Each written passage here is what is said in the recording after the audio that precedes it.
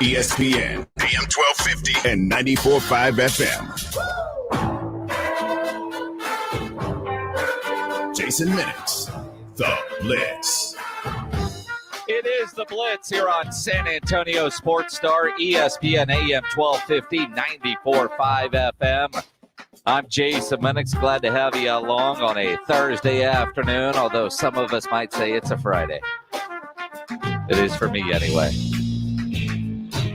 And feeling good on this Thursday/Friday after the Astros rebounded big time. See, with our friends Rudy J and Rob Thompson napping during last night's game, the Astros bats were awake and alive, including that of Jose Altuve. 7-2. World Series tied at 1-1. Travel day today, which means I'm going to go all 3 hours.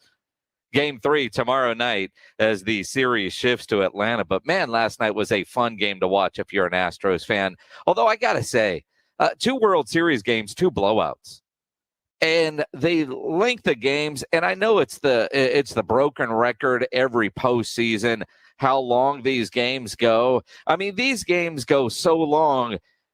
Joe Buck has to reach so deep to get you the nuggets of information. Like we all knew who Mike Pereira is, right? I did not know Mike Pereira, the official dude from National Football League, although I got to know Mike a little bit when he was working with the Alliance. I didn't know that dude was a college baseball player, and apparently only a college baseball player because Dusty Baker had a scholarship and decided to go the pro baseball route. That opened up a scholarship that Mike Pereira got. See, when you're doing 4.5 hours of television, you've got to dig for those kind of nuggets, and Joe Buck delivered that last night. Who'd have thunk? And how is it this World Series that we finally learned that? Is it because Dusty Baker was there? And, Mike Pereira is the king of hanging out in the team hotel in the restaurant for hours and hours. When we would travel with the San Antonio Commanders, and Mike Pereira was doing one of the games we were doing, you'd get up in the morning, maybe go eat breakfast. Mike Pereira would be in the restaurant.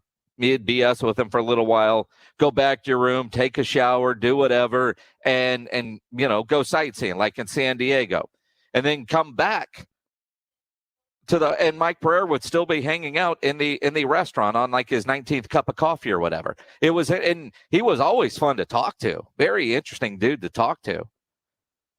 But it was one of those things. Jonathan C. on our YouTube Live, since he's counting down the days, 2 days till the Rube Hub Halloween party. Yes, sir. Jonathan, and I will tell you, James Pledger, I will not reveal his secret. I will not reveal his secret. But he had an alert that one of the items set for delivery for his costume has now been delayed until November 4th. So the improvising, the creativity is starting to come in play. And look, you think about Halloween, you've known for a year when it was going to happen. And then you start ordering stuff.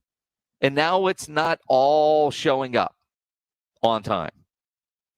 Did you wait too long to order or wait too long to decide what you were going to do?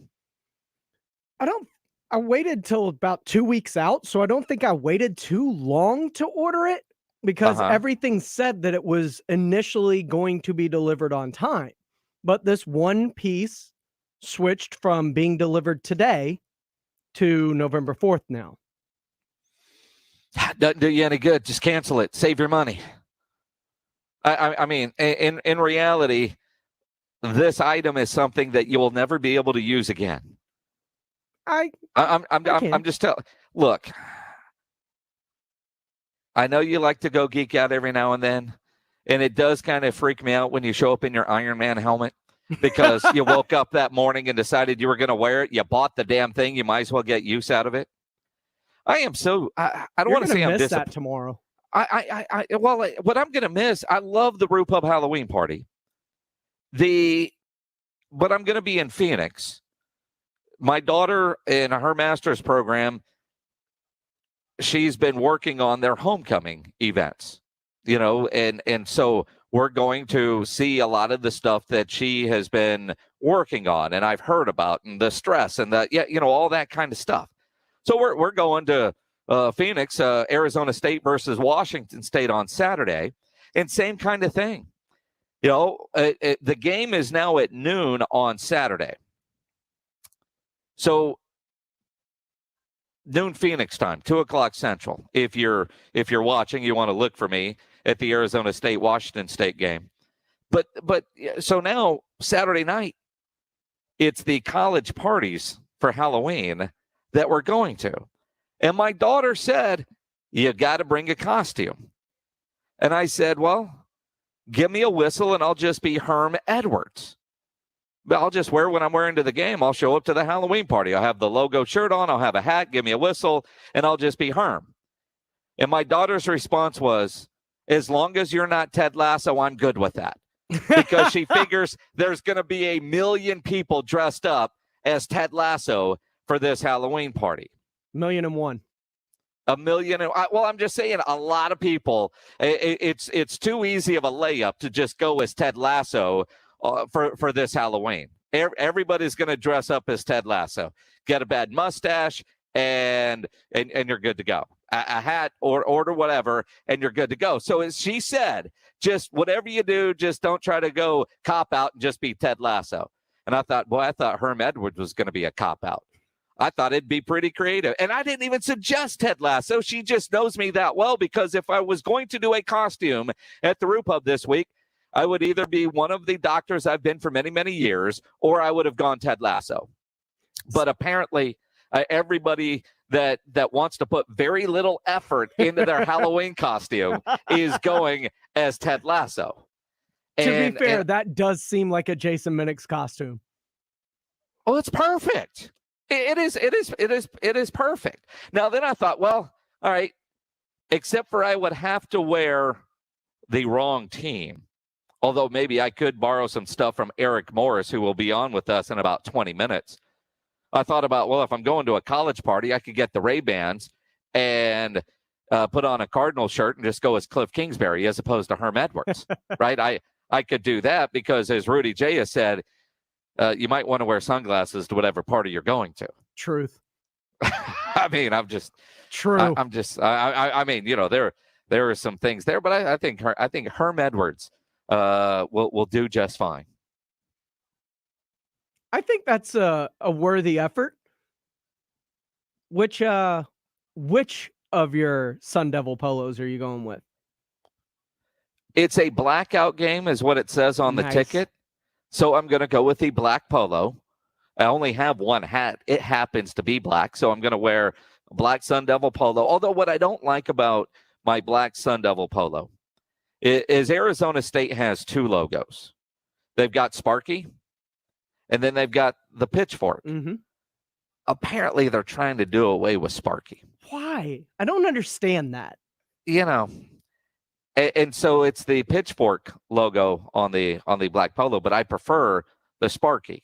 But that's what it is. But on my tickets, it clearly says, hang on, I'm going to pull them up real quick. The tickets for the game, it says wear black right there on the tickets. So I don't know. Black slacks? It says wear black. I don't think it'd be slacks. I mean, it's Jason Minnick's. I'm going to be wearing khaki shorts, a black polo, and a black you can't hat. be a coach in shorts. I can't be a coach in shorts. They've got coaches shorts. They're called coaches shorts for a reason. Not on game day. Well, I mean, post game. I mean, let's face it, post game. But I at first I was bummed that it's a noon kickoff because I wanted to tailgate. However, now I get the Halloween parties. I was looking forward to a night game. At least it won't be 110 degrees. As mentioned, Eric Morris will join us coming up at 4:30. The UIW Cardinals, big game this weekend. Their homecoming game, Houston Baptist in town. They want to pack the nest. They're making history. They're off to an incredible start at UIW. Program history under Eric Morris. We've got coming up at 4:30 when we are talking with Eric Morris. We've got 4 tickets to give away that includes parking, a meal voucher, and a photo on the 50-yard line. It's their homecoming game. They're talking about packing the nest. You know, you think about all the things that aren't going to be happening this Saturday. Go watch some good college football down there at Benson Stadium. When you think about everything going on in college football in San Antonio, UIW ranked in the top 25. They are doing big things. They have a game this weekend. Trinity is rolling. UTSA on a bye this week. And you think about the week that it's been for UTSA. They get ranked. They announce they're moving into the American Athletic Conference, and Matt Wells gets fired up there in Lubbock. Jeff Traylor's name immediately is associated with that job. Talking to some people in Lubbock today, Jeff Traylor is still the leading candidate. It's flight tracker season as well. A C-550 left Lubbock this morning around 7, landed at San Antonio Airport at 8:02, left to return to Lubbock at 1:42. I looked up what is a C-550 because I am no expert in private planes. It's a Cessna Citation II that are light corporate jets built by Cessna as part of their Citation family. Looks like a pretty badass plane that a rich dude would have that could fly down to San Antonio. I have no idea what that meeting was about. I'm just saying it could be a rich guy that was flying to San Antonio for some good tacos, because I don't think they have those in Lubbock. Who knows? But it's flight tracker season if you're in Lubbock. And I was talking to a guy in Lubbock today, a very well-connected person in Lubbock today, who did say, because I saw this on Twitter, I was like, it's silly season. But apparently there is a strong rumor in Lubbock that Drayton McClain is willing to donate $100 million to Texas Tech if they hire Art Briles. There are a lot of people in Lubbock that are fans of Briles. And I was told today that donation rumor, although I think it might be more than a rumor, was because Drayton McClain feels like Art Briles was wronged in Waco. There is no way in hell Texas Tech accepts that money or hires Art Briles. As much as you think Art Briles maybe deserves a second chance, his first college job back is not going to be at a Power 5 university. It's not going to be in Lubbock. But as I was talking to this person today in Lubbock, a very well-connected person in Lubbock,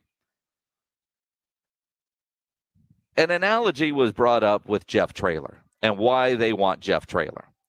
He's like, that's the fully loaded F-150 XLT that everybody wants. Not overly flashy, but it's going to get the job done.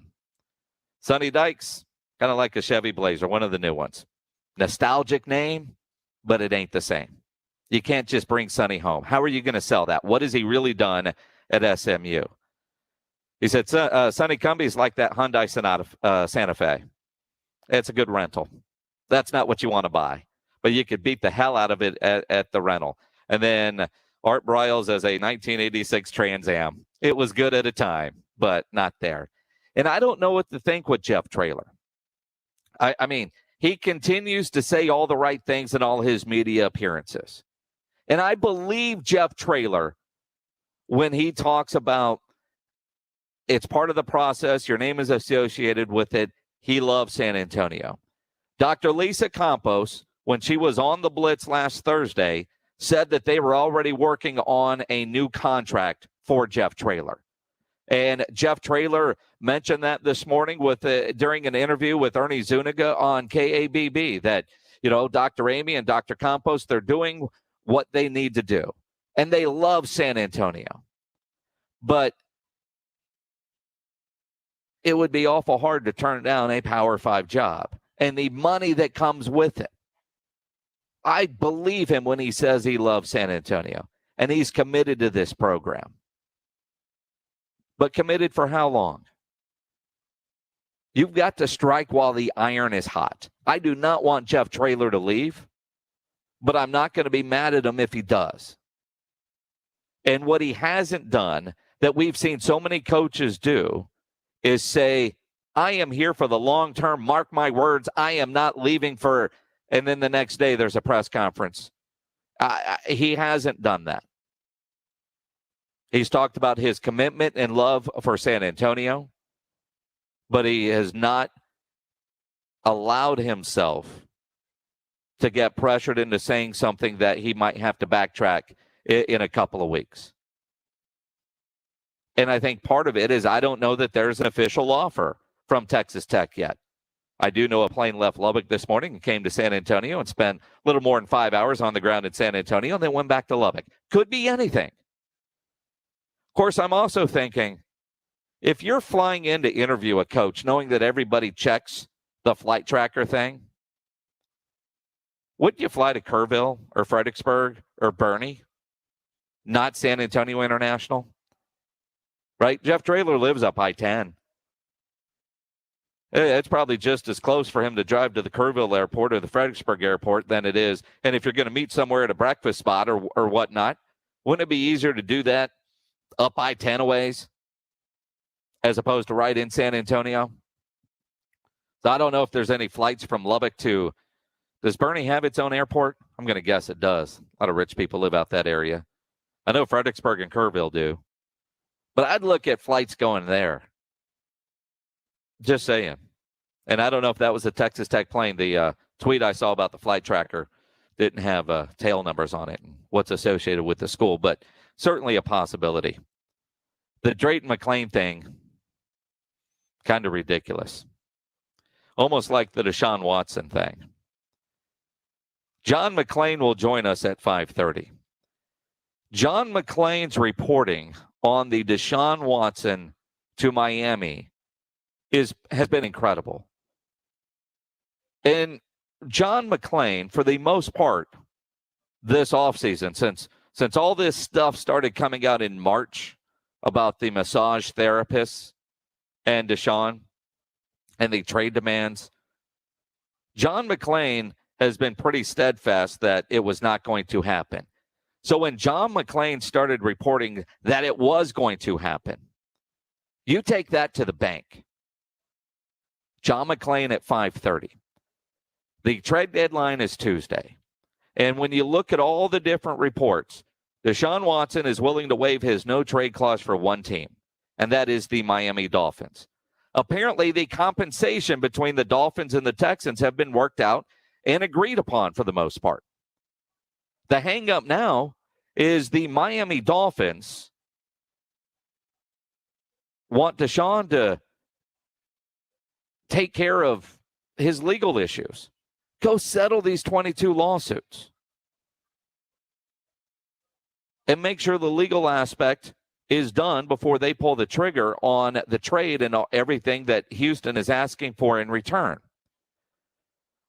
Well, as it's long been reported, Deshaun Watson does not want to sign an NDA, a non-disclosure agreement, which is weird. If I'm Deshaun, I want to make sure those ladies sign an NDA. But Deshaun wants to be able to tell his story because he firmly believes he has done nothing wrong. But also, there is a thought process that if Deshaun settles all of these 22 lawsuits out of court for whatever dollar amount that is, that would be an admission of guilt. And that would mean that the commissioner could then punish him under the personal conduct policy for sexual assault, which for a first-time offender is an automatic 6-game suspension.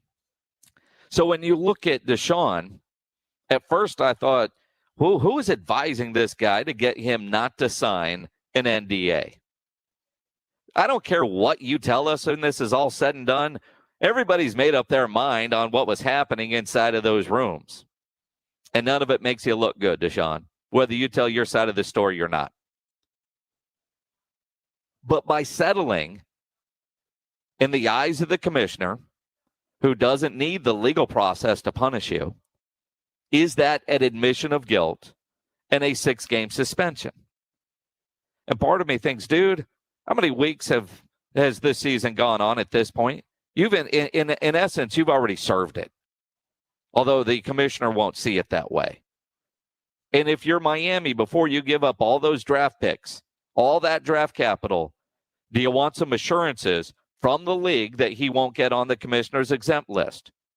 Do you want some assurances that, based on the information we know now, at the very least, would he be suspended for those 6 games? And again, the longer this goes on, I still think there is a 6-game suspension in play. There has to be, doesn't there? Zeke thinks so, I'm guessing. I think so because of Zeke.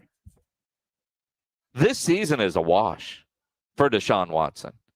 Even if he was traded today or by Tuesday's deadline, it's not like he's going to help the Miami Dolphins turn things around and become a playoff team. If I'm the owner of the Miami Dolphins, unless it's a season-long type suspension, make the trade, give up the draft capital, let him serve his suspension this year, and you're building for next year anyway around Deshaun Watson. Very interesting how this is going to play out. We'll talk about it coming up 5:30. John McClain of the Houston Chronicle, he will join us. We'll talk some Dallas Cowboys with Mickey Spagnola from DallasCowboys.com. Will Dak play? Won't he play? He went through a full practice today. In fact, Dak talked to the media, said that he wanted to go full go today, not 50%, not 75%. He wanted to test his calf, and by all accounts, passed the test. My concern is, you've heard me say a couple of times this week, I'll sacrifice the Minnesota game. And hell, Cooper Rush might be able to beat Minnesota with the strong run game. As long as Dak Prescott doesn't re-aggravate that injury and ends up missing 4, 5, 6 weeks, I'll sacrifice this game.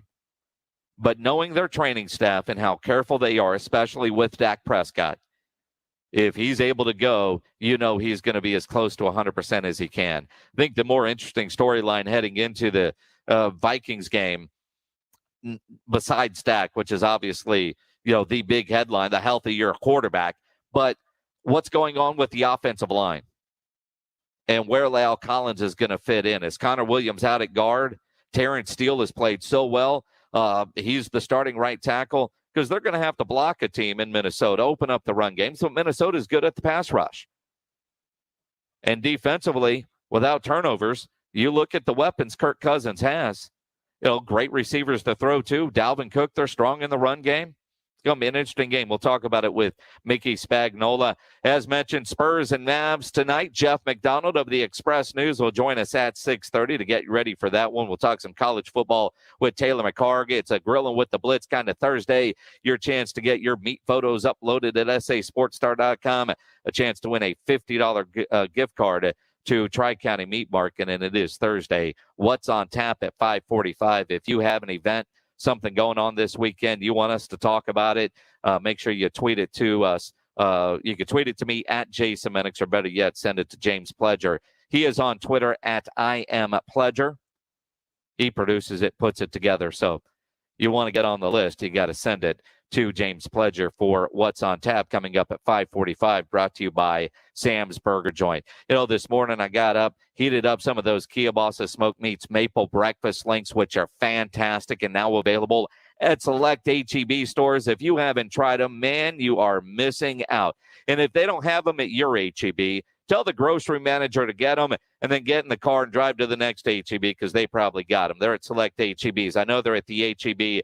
They're at 1604 in Blanco, because that's the one I go to. And these maple breakfast links are a little sweet, little savory, and delicious. Perfect as part of a nice weekend breakfast or for your busy weekday morning. They come fully cooked, so you can heat them up, I do it in the microwave. I know I should do them on the stove, but I put them in the microwave 45 seconds, and they're fantastic. And, if you go for a good morning walk or you go work out in the morning, you can't come home and have a bad breakfast. You want to come home and have a great breakfast that's good for you. That is what these Kielbasa Maple Breakfast Links can do. 45 seconds in the microwave. I generally heat up 3 at a time, and man, they are fantastic. You can find Kielbasa Maple Breakfast Links at select HEB stores. So get into one of those HEB stores and get yourself some Kielbasa Maple Breakfast Links. Eric Morris, head football coach of the UIW Cardinals. He joins us next after we get a Sports Center update from James Pledger. Thanks a lot, Jason. In the NFL, Aaron Wilson of Sports Talk 790 reports that the Texans are expected to feature David Johnson following Mark Ingram's trade to the Saints for a late-round pick swap. In Major League Baseball, the Houston Astros evened up the World Series with a 7-2 win last night. It was a good night to be named Jose, as Jose Altuve went 2 for 5 with a double, a home run, and 2 runs scored, and his homer tied him for second in postseason homers behind Manny Ramirez, as he tied Bernie Williams with 22. Jose Urquidy went 5 innings, striking out a postseason career-high 7 in the win, and Jose Siri drove in a run and scored a run. They have the night off and will return to action tomorrow for Game 3 from Atlanta. In the NBA, the San Antonio Spurs are 1-3 as they get ready to start a 3-game road swing tonight in Dallas against the 2-1 Mavericks. The Spurs will be without forward Doug McDermott, who tweaked his knee in the loss to the Lakers and will likely be out until November 3rd. This, according to San Antonio Express News' Tom Orsborn. The Mavs will be without Kristaps Porzingis for tonight's game, as he's dealing with lower back tightness, with tip-off set for 7:30 from the America Airlines Center. And don't forget, Game Night San Antonio helps to get you ready for it at 6:30 on the Blitz. I'm James Pledger for San Antonio Sports Star. ESPN AM 1250 and 94.5 FM. This is for the men who never settle, the ones who believe only quitters end a game in a tie, the type of guys who choose the bar with the biggest TVs to overcompensate for theirs at home. This is the Lodge mentality. This is Twin Peaks. Are you looking for a job where you can have tons of fun and make great money? Twin Peaks is the team for you. We're looking for Twin Peaks girls, cooks, bussers, barbacks, and more. Text WORK 4TP to 85000 to apply. That's WORK, the number 4 TP to 85000 to apply. According to NHTSA, in 2019, more than 5,000 people were killed in crashes involving large trucks in the U.S. If you were injured in an 18-wheeler accident, contact Thomas J. Henry. To start your claim today, visit tjhlaw.com/radio. San Antonio, Texas. Whether you're vaccinated or not, it's important to know the symptoms of COVID and its variants. Fever is the leading sign of COVID and the flu, so make sure you use an accurate thermometer. Only the Exergen Temporal Scanner Thermometer has been proven accurate with more than 100 clinical studies. Non-contact thermometers have no clinical evidence behind them and are not reliable. Be vigilant and seek medical advice at the first sign of fever. Learn more at Exergen.com. The Halloween parties at the Rue Pub have become legendary. Plan now. The biggest Halloween party in San Antonio will be Saturday, October 30th. Get your costume ready. The Rue Pub closes off part of the parking lot and will have DJs outside and inside the Rue and Angry Elephant and a $1,000 costume contest. The Rue Pub at 281 in Redland Road. Plan now for the 8th annual Rue Pub Halloween Block Party on Saturday, October 30th. We'll see you at the Rue and wear a costume. Looking for a protein-packed snack to power you through the day? Of course you are. Only Southern Recipe small batch pork rinds have the bold flavors that stand out in the Me Too snack aisle. Sea salt and cracked black pepper, pineapple ancho chili, pasilla chili cheese, and more. Take your snacking to higher flavor levels with Southern Recipe small batch pork rinds. And keto fans, you're going to love this low-carb crunch. Visit your local HEB and southernrecipesmallbatch.com to see the power of the rinds. Southern Recipe pork rinds. Still looking for that one special voice that makes you fall in love with podcasts? The one is out there and free on Spotify. With over 2 million shows and today's most talked about podcasts, Spotify is the best place to find that one special show that makes you laugh, keeps you interested, and keeps you listening for more. Whatever you're into, get way more into it with a podcast. Find the one you've been listening for right now, free on Spotify.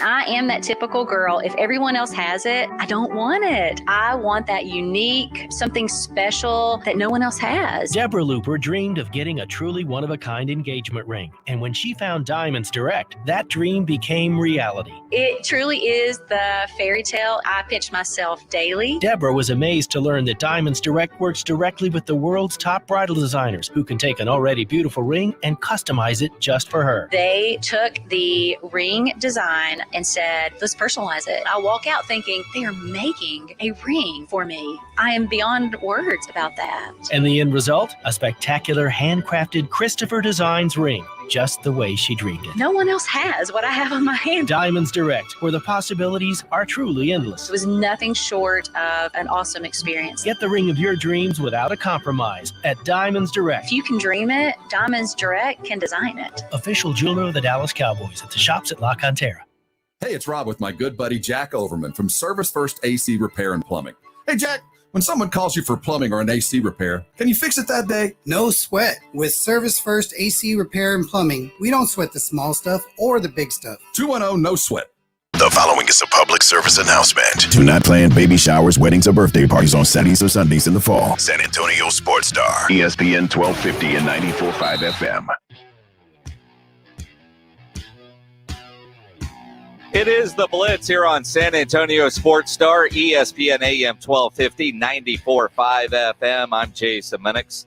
As we are here every Thursday at 4:30, we talk with the head football coach at UIW, Eric Morris, joining us now. Although when you popped up on my screen, Coach, wasn't sure who was there. It might be the first time you've ever done this without a cool hat on.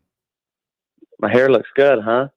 It does, man. It's a good hair day, so no hat. Makes me look younger. Nah, I need to change it up this week. Yeah. Well, after last week, we won't even talk about last week's game. Coach, come on, no, we got to. All right, well, dude, 10 sacks. Yeah, it was a difficult one. No, there's a bunch of bad things in there. I think it starts with penalties. We were really undisciplined in the game, and we had 14 penalties for 145 yards. First and foremost, 4 turnovers. And then sacks, yeah. And so, really this was the first time I thought our freshman quarterback really looked like a freshman. And playing somebody twice, they've always said is extremely hard. They came out in some new looks. And I think they kind of confused him early. And then it took him a while to settle in. And so, what a humbling experience. But I think, he's jumped back and had a great week of practice as the rest of our squad has. And yeah, we still control our own destiny. But, yeah, I mean, we will lose to anybody in the nation if we throw out some of those stats that we just threw out, right? Well, I'll tell you, man, watching some of that, I'm looking at 10 sacks and 4 turnovers and a gazillion yards of penalties. And we talked about it. I mean, stealing the line from Coach Traylor about eating the cheese. I mean, you're playing a team that you shut out a couple of weeks ago, and they come back and get the win 28-20. You guys made it interesting, which had to be one of the positives from that game. But do you think just from the mindset of your players, no matter what you coaches said, they walked onto that field thinking they were getting an easy W? Yeah, I mean, I liked, I thought we had a good week of practice. I thought we traveled well. It was their homecoming. They had a little juice coming out. And we kind of missed some things early. I think the defense gave up a couple big plays on 4th and 1 and 3rd and 1 in the first half. But other than that, they kind of settled in and stopped them. The second half, I mean, we played well. We gave ourselves a chance. I mean, we scored some points. You look at the stat book. But at the end of the day, we just dug ourselves too big of a hole. And when you're dealing with 18 to 22-year-old kids, as much as you want to talk about it, we preached it all week last week. Our quarterback notes of the week, we even took his advice, and we had Ratatouille on it, eating the cheese, which Ratatouille's pretty smart. He can smell the actual poison in the cheese, and he alerts all the other rats. So we did our best, but we got to get back to playing our brand of football, and that starts with all those things that you just said, and we were not very disciplined, and we got to get that fixed. As when you come back and you watch the tape, you try to correct, but in a positive way. And obviously this weekend, big homecoming game, a lot of people coming in, history is happening there at UIW, pack the nest, the big push for a big crowd and a Houston Baptist team coming in.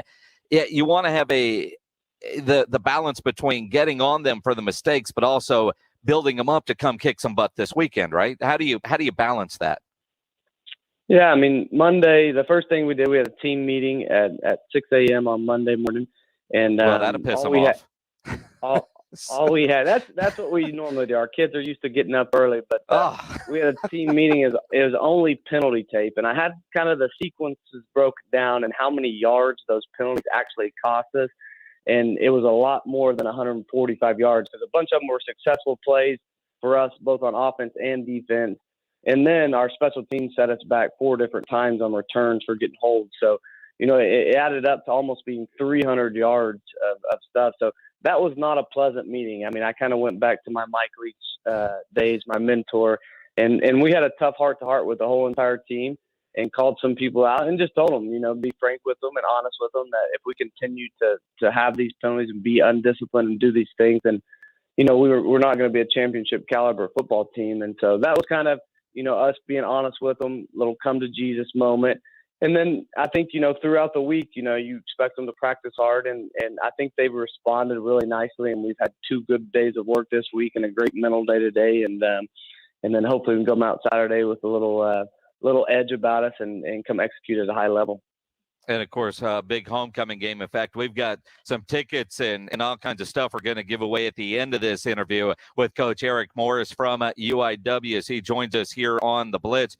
Coach, I want to ask you, with that loss and that being a conference loss, does that do anything to damage your ultimate goals of conference championship and getting into the playoffs? No, I mean, we just need to win out. I mean, we still control our own destiny. So we have, Sea-Laws that we're in second right now, and Sea-Laws above us. They come to our place next week.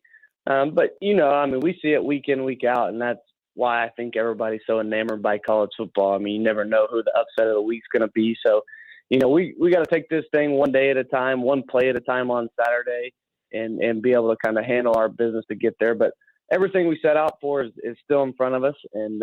But we have to be mentally tough enough to not look into the future and just to be able to, I think we have like 23 days left of football or something. And I told the kids today, if you can't focus, we got 4 games left after this, we got 3 more Tuesday tough practices. So, you blink and this thing will be over. So we got to be able to our bodies are worn down. We're a little beat down. We're tired, just finished midterms.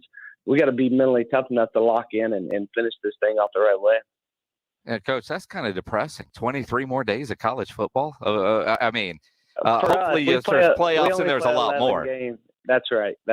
So, Coach, I want to ask you, before we get into Houston Baptist and everything you guys have going on, homecoming, obviously you've been great every time you've come on, kind of giving us some insights into inner workings of college football. And I really do appreciate the honesty that you give us. Now, on Monday, Matt Wells got fired as the head coach at Texas Tech. And, immediately names start thrown around, too, from San Antonio. I've seen a couple of lists that have you as a potential candidate to replace Matt Wells there. Of course, you were a star wide receiver there on that staff for a long time. I'm not asking about your conversations, if there's any going on there, but can you take us through how it works when a coach gets let go and the search committee starts going? Is it ADs talking to agents, talking to coaches directly? How does that work?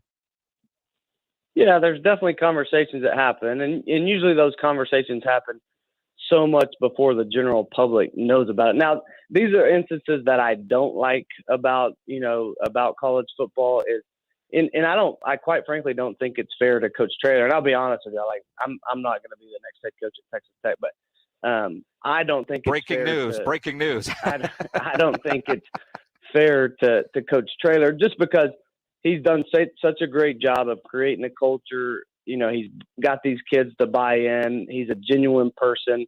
I've known him for a long time. Just love the way he operates, not only as a coach, but a human being. I think he's done a phenomenal job. But then you're thrown into a position where nothing that you've done makes you stand in front of these kids and answer some questions that might be true and might be BS, but he has nothing to do with. It's just because, Texas Tech's having a bad season.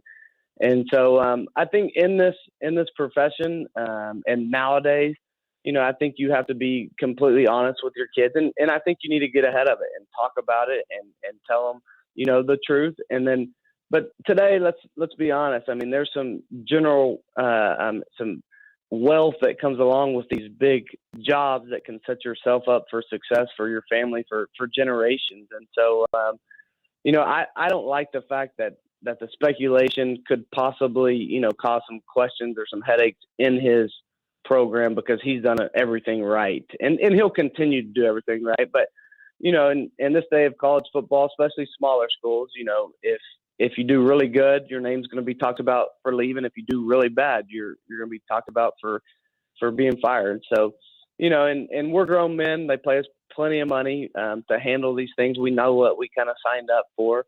But, I just don't think it's fair for the Roadrunner program to be having this, great success right now. And then, all the speculation to happen with them chasing a conference championship. And I look at it, Coach Morris joined it, Eric Morris from UIW. When you look at it, it's, I mean, Big 12 money versus Conference USA or American Athletic Conference money or Southland Conference money. I mean, it is just such a huge jump, but it's so much more than just the head coach's salary. When you start looking at what your staff can get and all the different facilities, can you take us inside on what coaches look for, not just on their own personal level, but, if they're looking at a job, it's a lot more than just, yep, I'll take it here. It's the entire package. And we hear that, but what is the entire package? What all does that include? Yeah, I mean, I think just anytime you're able to step into, number one, a Power 5 conference, I mean, just being able to compete for a national championship is first and foremost. And then just all the money and the resources that they put into those programs are so much more. And that starts with, the academic services and then goes on to your support staff services that you give me. And then, the amount of money you're going to spend on recruiting, how nice your facilities are, and then, how much money you're going to spend on food. I mean, I know that last year I was at Texas Tech football. We spent an extra $1 million on our training table, to give these guys food. Then you add, the NIL thing to it where these kids are getting paid and there's enough money from the institution. And then just the fan support and being able to play in those different environments with 100,000 people screaming is a once in a lifetime experience. So there's so much that goes on behind the scenes at those bigger programs. Now with that, I mean, I think there's a lot more pressure, as you've seen. I mean, Texas Tech's had, 3 coaches since my coach, Mike Leach, has been there and a short time ago. So, that's one thing that always, I mean, bugs me a little bit. And something that I've enjoyed coming here is that, my son Jack usually gets dropped off at, 3:00 in the afternoon here, and he might be over at the baseball field. He might be at tennis talking to tennis coaches.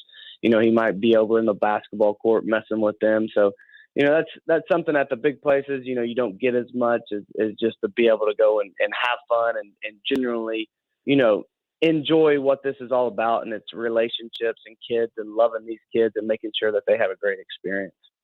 It's going to be interesting for sure. And it is such a tough process because, while fans and media, we're just looking at the next and trying to connect dots. And, today, Flight Tracker, there was a private plane from Lubbock that was in San Antonio for about 5 hours for who knows what. But, you look at it and then you realize what you just said, the family side. There is a very human side. While Matt Wells is getting $7 million to not coach at Texas Tech, everybody on his staff now has to go find a new job and uproot and go through all that. And I don't know that most of us give that enough thought or consideration when we're talking about it. Eric Morris, head football coach at UIW, joining us here on the Blitz. He was a star at Texas Tech, big-time receiver. You played football up there with Mike Leach, who apparently hates candy corn. What is the no-no candy at Halloween around the Morris household? Because I know you got a couple of little ones and some trick-or-treating coming up after your homecoming game on Saturday at 3. No doubt. The biggest thing for me is everybody in my family loves Twizzlers, my son and my wife. And I think that's the worst candy in the world. I mean, I think I would throw up if I took a bite right now. And so Twizzlers is a big no-no for me. And to be honest with you, I'm not a sweet tooth guy. I mean, if I had to choose between sweets and something salt, I'd much rather have a big bag of potato chips and I'd just roll right through the whole entire bag as opposed to candy. If I had to pick one candy though, I'm definitely a peanut M&M guy. There you go. Peanut M&Ms. It's made for peanut M&Ms, Reese's, and Snickers. What I do at my house when you get the bag of the variety, the Mounds or Almond Joys, I pull those aside, and the kids that come early, that's what they get. So any leftover candy is the stuff that I'm going to want to snack on. Coach, Houston Baptist homecoming game, rebound game for sure. 3:00 there at Benson Stadium. Tell me about Houston Baptist and what you have to do to get a nice win on homecoming. Yeah, and they've gone through a ton of injuries this year. They're 0-7, and you know what I've been preaching all year is we've played in some of these trap games, and we haven't performed at a high level before, and so we got to reverse that. We got to come out and you know, we need to set the tempo early, offensively and defensively. The one thing that they are really good at is special teams. They lead our league in overall special teams, so make sure that you know they're not able to make a game-changing play on the special team side of things. And then, you know, we got to get back to being physical. I thought, you know, this was kind of our first game, I thought, where we weren't the most physical team on all three sides, and it was kind of apparent to me. Said it at halftime to the kids, and then said it to them after the game. And so we got to come out and first and foremost, we got to make sure that, you know, that we're the most physical team. And I think in any football game, you know, that's kind of where everything starts and ends.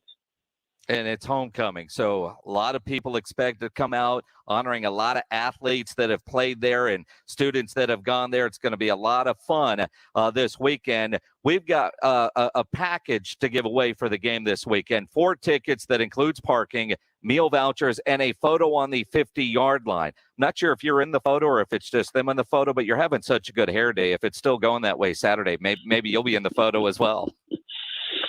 No doubt. I'll make it a point. I make it out there to the 50, take a photo with them. And, yeah, I mean, what a great weekend. I mean, UTSA's off this weekend, so for everybody come get their football fix. Great time, 2:00 in the afternoon, come out and support the Cardinals and watch us put on a show. And I know the tailgating out there is fun. I got a message from the Forever First Cardinals. They're going to start their tailgating at 11:00. And, you know, go on out there, have a good time, a lot of festivities. So we've got this package to give away. Since you wore number 12 at Texas Tech, you want to just give them the caller number 12? Yes, sir. Absolutely. 656 ESPN, 656-3776. We were thinking when we were talking, Coach, if we should go with your nickname from college or go with your jersey number for college. Do you know what my nickname was? I do. Well, just go ahead and say it aloud. There's a reason I've never said it to you. Yeah, my nickname was the Elf in college. It's a funny story. We'll say it next time. Mike Leach gave me that after a game when we're watching what we call good ball, bad ball. So we show, you know, some good clips, some bad clips that we can learn on. And he made that nickname just like Mike Leach does in the middle of a speech on one of my good ball plays.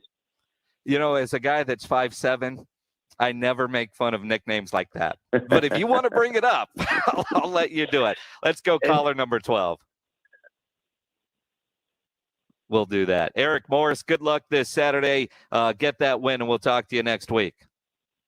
Appreciate you guys as always. Absolutely. And you got the good hair day, man. Take their wife out for dinner tonight. Could definitely do that. Eric Moore, such a good dude, head football coach at UIW. Again, caller number 12, you're getting 4 tickets to the game.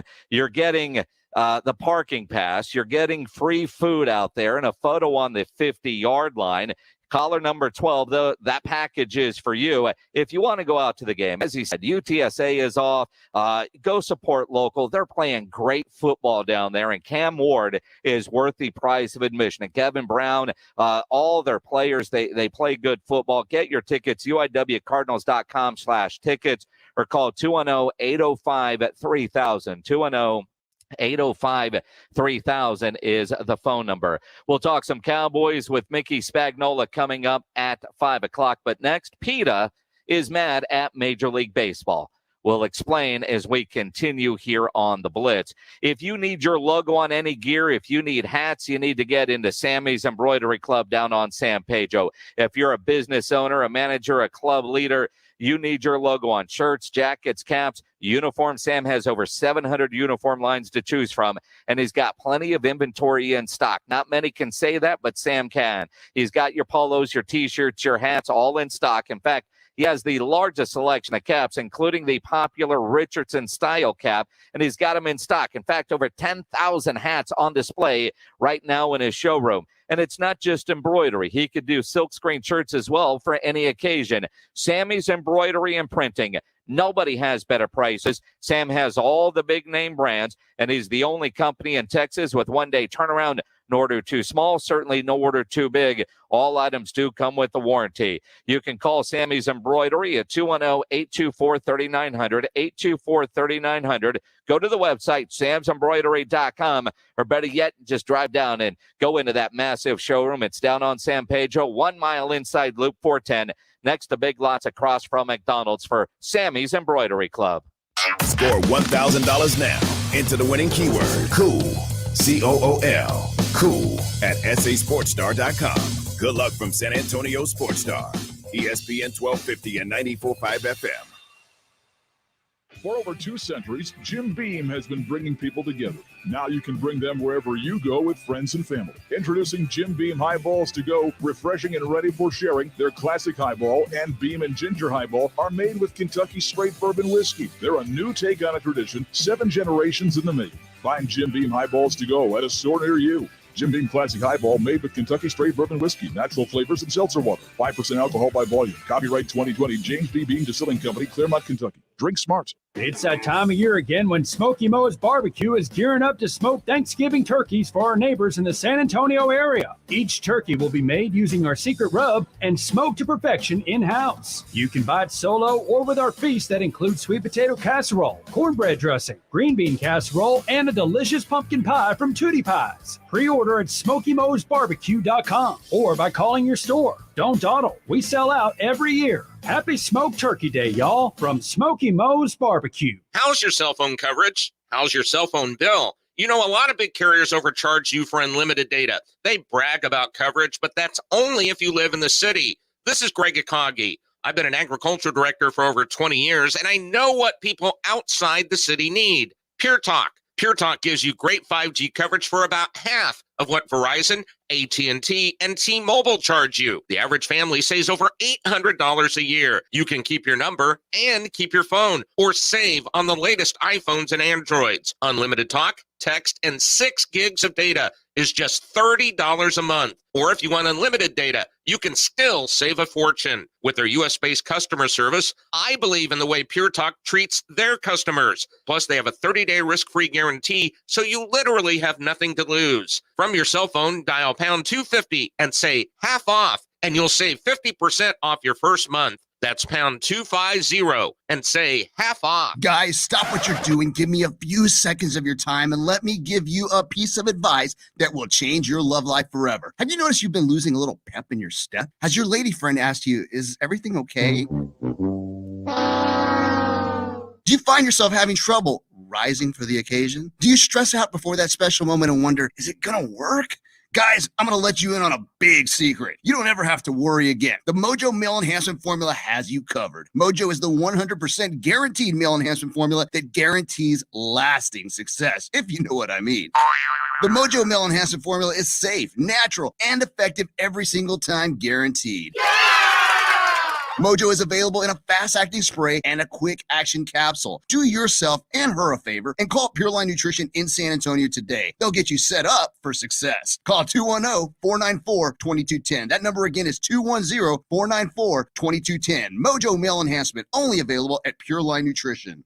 The 2021 World Series is on. Play ball! The Astros, the Braves, fighting for the right to be called world champions. And we've got the action live. The Fall Classic is on San Antonio Sports Star, ESPN 1250 and 94.5 FM. Opinions. We got them. Keep them coming. San Antonio Sports Star, ESPN, AM 1250 and 94.5 FM. So Facebook is changing its company name, Meta. Now that we're a part of the metaverse, I don't know if we have an opt-out there. I really don't know what all that means. I think we still call it Facebook on the app, but their parent company is Meta, the metaverse. That sounds wicked. I was reading one of the articles. It says they're changing the name as it confronts wide-ranging scrutiny of the real-world harms from its various platforms after a whistleblower leaked hundreds of internal documents. Fun fact, we actually are about to start airing a show called The Meta. We are? Yeah. Why? Katie Barber is going to take you deep inside the world of gaming and esports. Ah. You mean Katie Barber from KTSA News? I do mean Katie Barber from KTSA News. Interesting.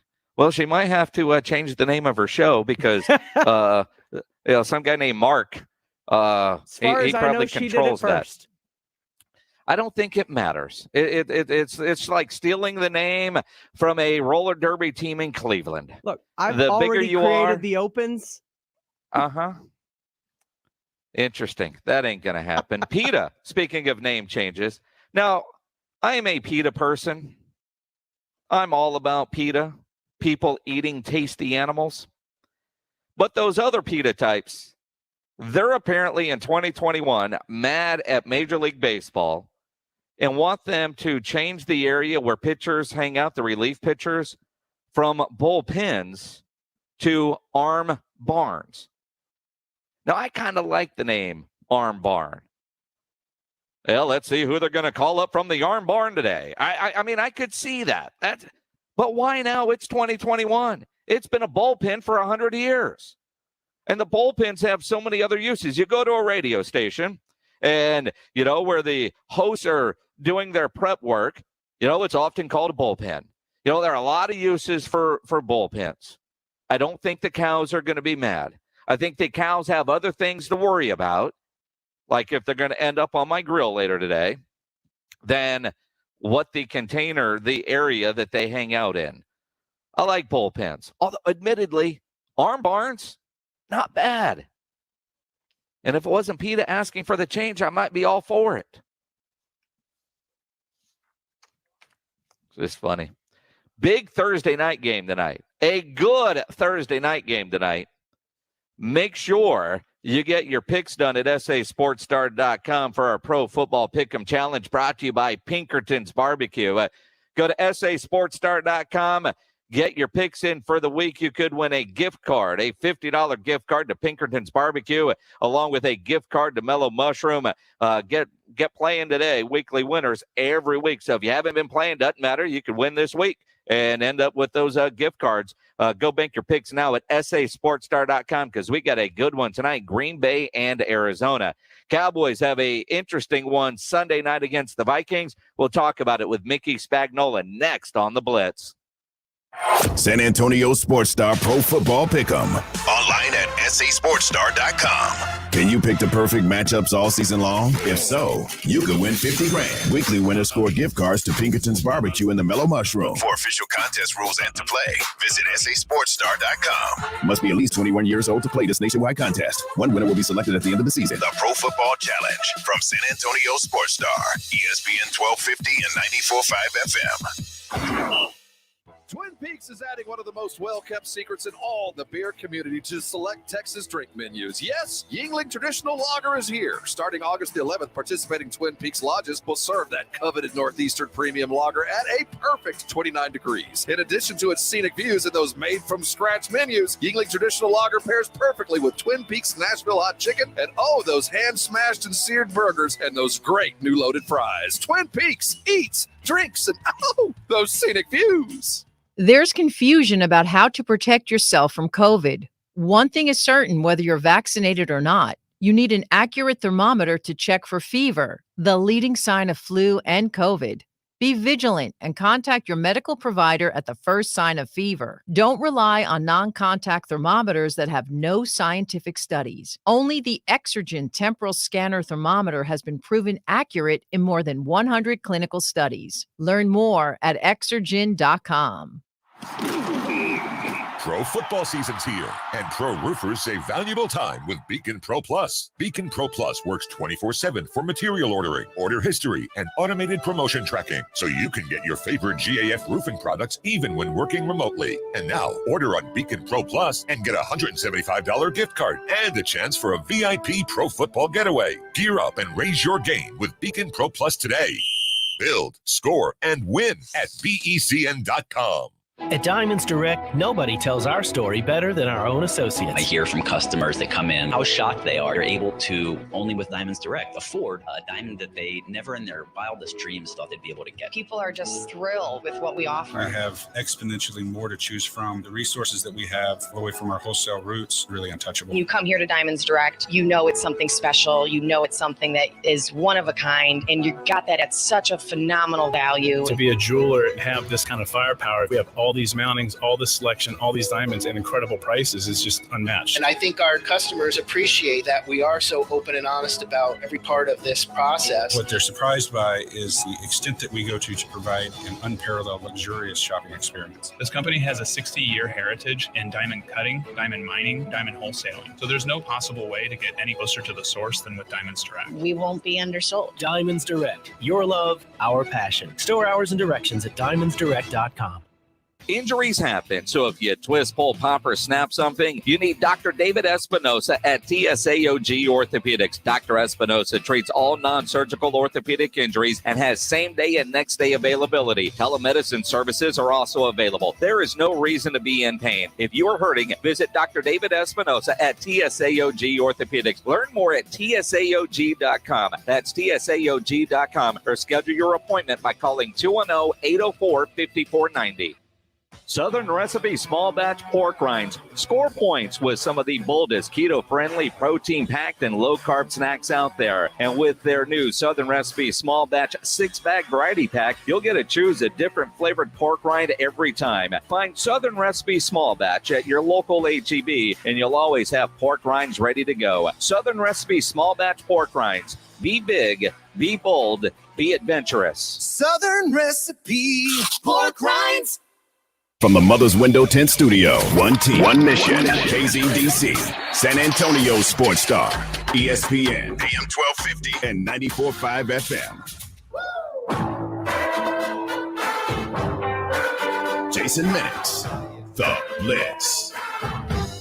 It is the Blitz here on San Antonio Sports Star, ESPN AM 1250, 94.5 FM. I'm Jason Minix. Glad to have you along on a Thursday afternoon. Cowboys after that bye, big one on Sunday night against the Minnesota Vikings. The questions are about Dak and his availability. Let's get the latest. Mickey Spagnola from DallasCowboys.com joins us now. Mickey, I hope you enjoyed the bye week, but it's Dallas. There's always big storylines. What's the latest on Dak? I know he practiced today and talked to the media. Yeah, he has practiced actually the past 3 times they practiced. They did a brief practice on Monday. Didn't have to give an injury report. Wednesday and Thursday has been listed as limited. So that Jason, the portion of practice we get to watch was basically him doing his rehab, and he looked like he upped the pace of that rehab today. And then he jumps into some passing drills with the quarterbacks, and they're throwing the receivers against air. So we don't get to actually see if he indeed took some snaps in team practice. I thought before his interview, there was no doubt in my mind watching how he was working out. There's no doubt that he wouldn't play. But after his interview, he kind of said, I'm progressing. If it was my call up to me, I'm playing. He goes, but I don't know if it's all my decision. So that kind of gave me pause to think, are they sitting here trying to figure out, do we play him in this game and chance possibly aggravating the injury going forward, and maybe he misses 2 games or 3 games instead of maybe resting him this week? He misses 1 game, but we're kind of assuring ourselves he's good to go for the long haul. So, they don't practice on Friday. It's basically a walkthrough. And it sounded like he was taking snaps during the walkthroughs that they have after their main practice, and then make a decision after whatever they do on Saturday. So I still think it's up in the air at this point, and maybe I'm not as certain that he's going to go as I was maybe at 1:30 this afternoon. It's interesting, Mickey, because I look at this and, I've said a couple of times this week, I'd rather see Cooper Rush Sunday night than have him re-aggravate that calf and miss 4, 5, 6 games. So, and the Cowboys have been extra cautious with him. At least they were during training camp. And I just wonder, it's a calf. Michael Gallup has a calf, and we haven't seen him since the opener. So, we've been, sports media doctors for a long time. My guess, why rush it back? I mean, you'd have to be 100% that you can't further injure this by playing in this game, because even a limited Dak, I think about that Vikings pass rush. I need him to have full mobility. Yeah, and, from what we've seen, he has full mobility, but what he pointed out, he goes, but look, no one's tackling me, right? No one's falling on me. And he did allow that. So, yeah, I think that there's some thought that, just the way you expressed yourself, that they're maybe thinking the same way. So, and I don't think they're sandbagging here, trying to say, well, we're not going to give the Vikings any, scouting report on who's going to play or who's not going to play. I think he was pretty honest in going forward. So, I think we got to. They'll practice. See, they don't practice on Friday. They do a walkthrough, and then Saturday's their practice. Vice versa of the way it's been for years here. So maybe they see on Saturday. Let's see how well he's moving. Is he moving better? Can he run full speed? Do we have confidence that he can't aggravate this? That it's good to go? Or do you be very cautious and say, all right, let's not bet the entire season on trying to win Game 7 and cost us Game 8, 9, and 10 because he's not there.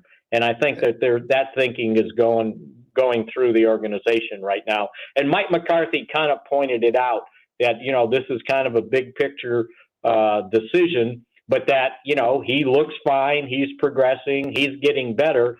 But at the same time, when I tell you he's limited, I guarantee you the majority of the snaps this week have gone to Cooper Rush. As it needs to. It would be a disservice to Cooper Rush if it wasn't. Not that Dak doesn't need the practice. And again, if it were a playoff game, he's going. It's October. And I'm kind of thinking big picture. Mickey Spagnola from DallasCowboys.com joining us here on the Blitz. The other interesting coming off of the bye week news out of Dallas is what's going on with the offensive line. It looks like Terrence Steele is going to keep his job at right tackle and Collins at guard. Do you see that actually playing out? Find the best 5 for your offensive line and go with it? Well, I always thought Steele would keep the job for this week because even though La'el Collins is back in practice, just remember he's had one padded practice in now 7 weeks. And I don't know that you just want to send him back out there, right? Because he played in the opener and then 5-game suspension, and they didn't practice during the bye week, and they're practicing this week, so he got padded practice in today. So I thought Mike McCarthy kind of made it clear on Wednesday when he said we're heading into this week with Terrence Steele at right tackle.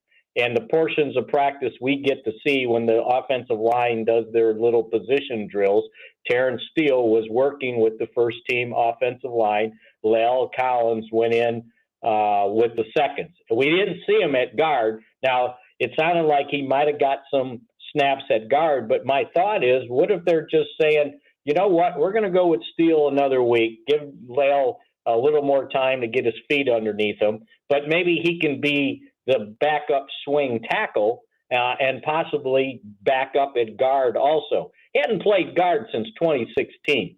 And, I don't know if they think that this is the thing he got to do. All I know is La'el Collins is the second best offensive tackle on this team as we speak. He certainly is, although the other part that I was thinking, because I'm such a fan of Tyler Biadasz, you got Zach Martin always stayed at guard, and I thought that was a big reason why was to help Tyler if you put Collins at guard. And Connor has played well, but the penalties are killing this team at times. You wonder if Collins and Barton at guard helping Biotish helps with those short yardage goal line situations, and you do put your 5 best linemen out there on the field. If indeed that he can make the transition back to guard, right? And without a couple practices. Now, Mike said he did a nice job when it sounded like he got some snaps at guard. And okay, that's fine if that's going to work out. But the other thing McCarthy kept harping on was continuity of the offensive line.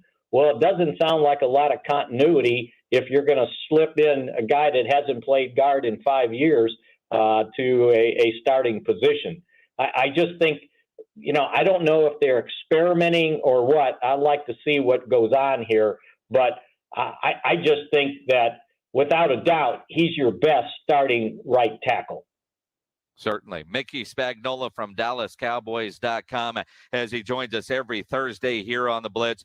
Defensively, the Cowboys have played so much better than a year ago, and we've talked about this. Last year, dead and buried, but the success of the defense is the amount of turnovers that they've been able to get this year. And you wonder, how good will this defense be if they go a game or 2 games without getting a takeaway? And I look at Kirk Cousins, his numbers are far better than we give Kirk Cousins credit for when you just say the name. Dude's only thrown 2 interceptions all year. They got Dalvin Cook. They got some receivers. What kind of issues do you see Minnesota causing this Cowboys defense? I think big issues. And I think this is going to be a huge test for this defense that we find out maybe where they're at. If you remember me telling you going into the New England game, I figured this was going to be the big test for the offense, having to go up against Belichick and his ability to devise a defensive scheme to slow down high-flying offenses. And the Cowboys passed that test. Well, I think this is the reverse. This is the big test for the defense because this is the best offense they've played since the Chargers game, right? And they hung on by the skin of their teeth, right? Because if they don't get those 2 touchdown passes called back by penalties that had nothing to do with the play, they might have gotten beat. So this is the best quarterback, the best offense they've played since the Chargers game. And I think this is the test that we find out about this defense because I absolutely agree with you. If the takeaway well runs dry and you're not getting off the field a couple times like that, the way they have over these last 5 or 6 games, then you got to be able to get them off in downs, and they've given up a lot of yards. And this is going to be a balanced offense, right? Dalvin Cook's back healthy, ran for 100 yards in their previous game. And if you look at the last time these 2 teams played, which was last year, and I understand the Cowboys defense is much different than it was last year, but last year when they played, and even though the Cowboys won the game 31-28, driving for a last-minute touchdown to win it, Cook ended up running for 115 yards. Kirk Cousins ended up throwing they had 400 total yards offense. He threw for 305 and 3 touchdowns, and he had a 140 quarterback rating. And let's not forget that Thielen and Justin Jefferson are pretty dangerous wide receivers. So this is going to be a formidable task for this defense to see, can you stop the run, but also stop a quarterback who likes to get the ball down the field and has some down the field threats at wide receiver. And you look at, I would anticipate that Diggs is going to follow Jefferson around, which puts Anthony Brown on Thielen, and that's a matchup that scares me. I think Thielen ends up having a huge day. Well, I mean, there's a couple schools of thought here. Do you double team the best receiver and then put Diggs on the next one, which would be Thielen, or do you put him on Jefferson and double team Thielen? But if you're doing that, then you're going to be singling a tight end, and you're not going to be able to overload against the run. So it'd be interesting to see how the Cowboys decide to match up on this one, because I can remember, when the Cowboys were playing, well, it had been the 94 NFC title game when they were playing San Francisco, and they had to face Deion Sanders, and San Francisco basically said, you know what, we're going to double team Michael Irvin, and we're going to use Sanders to take away Alvin Harper. Well, that didn't work out so well because the double team on Michael didn't stop him. So the second half, they had to put Sanders on Michael Irvin, and that didn't slow Irvin down either in the game. Had the Cowboys not turned the ball over to the first 3 times they touched the ball and fell behind 21-0, they would have won that game. Absolutely. Mickey Spagnola with the history here on the Blitz on San Antonio Sports Star, ESPN AM 1250 and 94.5 FM. And I know you're a historian of the game. I'm trying to remember last time the Cowboys had a game coming off a bye against a team that was also coming off of a bye. Yeah, that's a little bit of a rarity because normally there's not a lot of equity, right, in these types of things. I can remember other teams coming off a bye, and the Cowboys are coming off a Monday night game. Yeah. Right? And so, this is something I think they should think about and not give one team an advantage over another, or, the other team's coming off a bye or a Thursday game and you're playing, a Sunday game. So, it is a rarity for them to be in this situation. And that kind of makes it a little bit more equal. But again, you got to go on the road, and let's not forget they're playing in a dome stadium, and that Minnesota. And I know it's not the Metrodome, but last time we were there, when there were fans in the stands, it was a pretty darn noisy place. And again, I look at what that game could be, and Mike Zimmer always seems to dial up something special when it comes to the Dallas Cowboys, and he's had an extra week to get things ready. Now, last time the Cowboys and Vikings played, if memory serves correctly, Mike McCarthy was smashing watermelons. Any produce deliveries to the Star this week? Yeah, that's a good one. Yeah, I don't know, but maybe he knows how to get those watermelons back up to Minnesota, right? That he did the first time around. I bet the hotel will be on alert, right? That there's no more produce coming into the hotel before the game. That's a good one. I had forgotten about that part. Yeah, no, it's just kind of one of those interesting things. All right, well, it worked last time. You got the win. CeeDee Lamb had that incredible catch, and it was one of the few bright spots, and he was smashing watermelons and going all Carrot Top, and then he realized half his players, or more than half, had no idea who that was. Yeah, right, exactly. But all I know is, I think I wrote down they scored the winning touchdown with like 1 minute and 17 seconds to go. So they were behind 28-24 before Andy Dalton threw a touchdown pass to Dalton Schultz, by the way. And again, it was near the end of the game, and they hung on with a defensive stand after the Vikings got the ball back. But again, there was no one in the stands, and I'll guarantee you that noise makes a difference on the performance of your offensive line when you got to go on a silent count, and the defensive line has the ability to go on the snap of the ball because they're all looking at the football. Interesting stuff. Mickey, before I let you go, the trade deadline is Tuesday. Do you anticipate the Cowboys doing anything minor or significant? No, I don't know what they would have to give up to get something that they absolutely need because, Jason, they got all these guys coming back off of IR, and they're going to have to make room for those guys, right?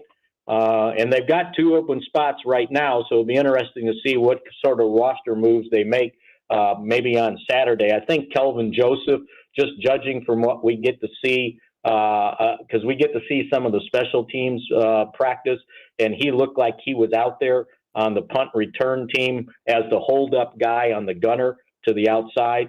So that might be one move. The other move they can make is bring up Sean McEwen as the third tight end where he was until he injured himself. And then you got other guys coming back. So I heard Jerry Jones make the remark last week that when he was asked about the trade deadline, he goes, well, our ability to bring in new talent is guys coming back to us off of injured reserve, not going out and getting something. And the only thing I could see them do, and, now that this injury reared its ugly head, is there a veteran quarterback out there that you might consider bringing in since you're off to a pretty good start? And it reminded me of the 93 season when Jason Garrett was the inexperienced backup quarterback. Aikman got hurt, and they ended up picking up Bernie Kosar, if you remember that. But I don't know if a quarterback like that's available because there's not, as we found out Monday night, there's not enough quarterbacks in this league to start. No, there's not. And I look around and I think about, not that the Cowboys would want to pick up his salary, but, maybe Andy Dalton comes back from the Bears. I thought he played with the injuries to the offensive line and all over the place, probably better than what he gets credit for, and again, in a pinch, if something were to happen to Dak, not long-term like last year, but, a couple weeks or, he gets hurt in a game, I'm not overly comfortable with Cooper Rush. And so, you know what? And I thought of the same thing. Yeah. And I thought of the same thing. And you know what? He's got a guaranteed contract with the Bears. So you could probably get him up for, cheap. But again, what would they want for him? Because they're certainly not going to cut him. He's he's got value to him at this point. I don't know. I'd give up a conditional 6, depending on how much the guy plays, for an experienced quarterback that you can come in and win with. But if you look around the rest of the league, I just don't know that there's guys that are expendable there. Although there could be something interesting happening with whatever happens with Deshaun Watson, right? Where he goes, there might be a backup veteran quarterback that they go, okay, we're going to use the young guy as our backup, and when that guy's the veteran guy is expendable. So there might be some moving parts that might change the Cowboys' mind, but I can't think of another position that they just absolutely have to have. No, I mean, maybe, I don't know, an extra linebacker or somebody in the secondary. I don't know. My producer thinks Tyrod Taylor out of Houston, since the Texans are having a fire sale, just to give a more veteran quarterback position behind Dak Prescott, just anybody not named Cooper Rush. And, especially with this team, do you go all in? Because, man, if this calf injury happens in December and it's 3 or 4 weeks, man, that would be devastating. And I think Jerry's got to plan for something like that. Well, all I know is McCarthy brought up the point, and I had forgotten about it. He said, I've had a quarterback before play with a calf injury. He said, Aaron Rodgers, the 2014 season. And I go, yeah, it was against the Cowboys, and we were thinking they were going up and playing a one-legged quarterback, and he ended up throwing for 300 yards and 3 touchdowns and beat the Cowboys 26-21 in that no catch game, if you remember, and the Cowboys had a hard time tracking him down. Yeah. If it were playoff time, you got to roll Dak out there. It's going to be interesting to see. Mickey, enjoy the trip up to Minnesota. I'm sure the trick-or-treating in the frozen tundra is always a lot of fun. Well, we'll find out. Thanks a lot. Good stuff. Mickey Spagnola from DallasCowboys.com joining us here on the Blitz. It's going to be interesting to see. And again, I look at the trade deadline, and I know the Cowboys at this point, they have made trades before. Remember, Amari Cooper might have saved Dak Prescott's career in so many different ways. That was a major trade. But do you go find some insurance for Dak Prescott? I mean, last year they spent money on a backup quarterback for the first time in a long time, and it turns out they needed him. But Andy Dalton, with that offensive line, as piss poor as it was, if you remember, it's not like the Cowboys were undefeated when Dak snapped his leg. They were having a lot of issues because they had no healthy offensive linemen from the word go. I thought Andy Dalton played better than most people give him credit for, just because they didn't win, but the dude was running for his life. Remember, he got his head taken off against Washington last year, and not one guy came and helped them. Kind of all you Spurs fans that were mad that, Keldon Johnson got decapitated the other night against the Lakers and nobody did anything about it. I just, whether it's Tyrod Taylor, which I think might be a bit of a long shot, but, and Andy Dalton in Chicago, they still have Nick Foles, but at least Andy knows the offense. Cam Newton, in a couple of weeks, there's that deadline for guys that are available but aren't on teams. That deadline is a couple weeks after that. And maybe you bring anybody but Cooper Rush. I am just not sold on Cooper Rush. And, of course, what happens with Deshaun Watson and the domino effects there? Let's talk about it. The general, John McClain of the Houston Chronicle, he's been a busy man reporting on all of this. We will talk to him next here on the Blitz. But first, let me tell you about AA Best Bail Bonds. Nobody ever plans on getting arrested, but it does happen to a lot of people every day for all kinds of reasons. If you get arrested, you want to get out of jail fast, the best way to do that is to call my good friend Albert and his great staff at AA Best Bail Bonds. 210-225-2121 is the phone number. You can text the word bail to 474747 or even start the bonding process online at mybestbailbonds.com. You don't have to call attorneys or anybody else to get out of jail, and you don't want to be forced into a PR bond. If the jail offers you a PR bond, make sure you truly understand what all those conditions are before accepting it. Your best option is AA Best Bail Bonds because nobody beats their price. They have payment plans available, offer a free shuttle service. They're discreet and confidential and open 24/7 with offices all over San Antonio and Texas, services nationwide. If you're up in Dallas, down in Corpus, in the Valley, anywhere in between, license number 149 for stress-free bail bonds, it's AA Best Bail Bonds.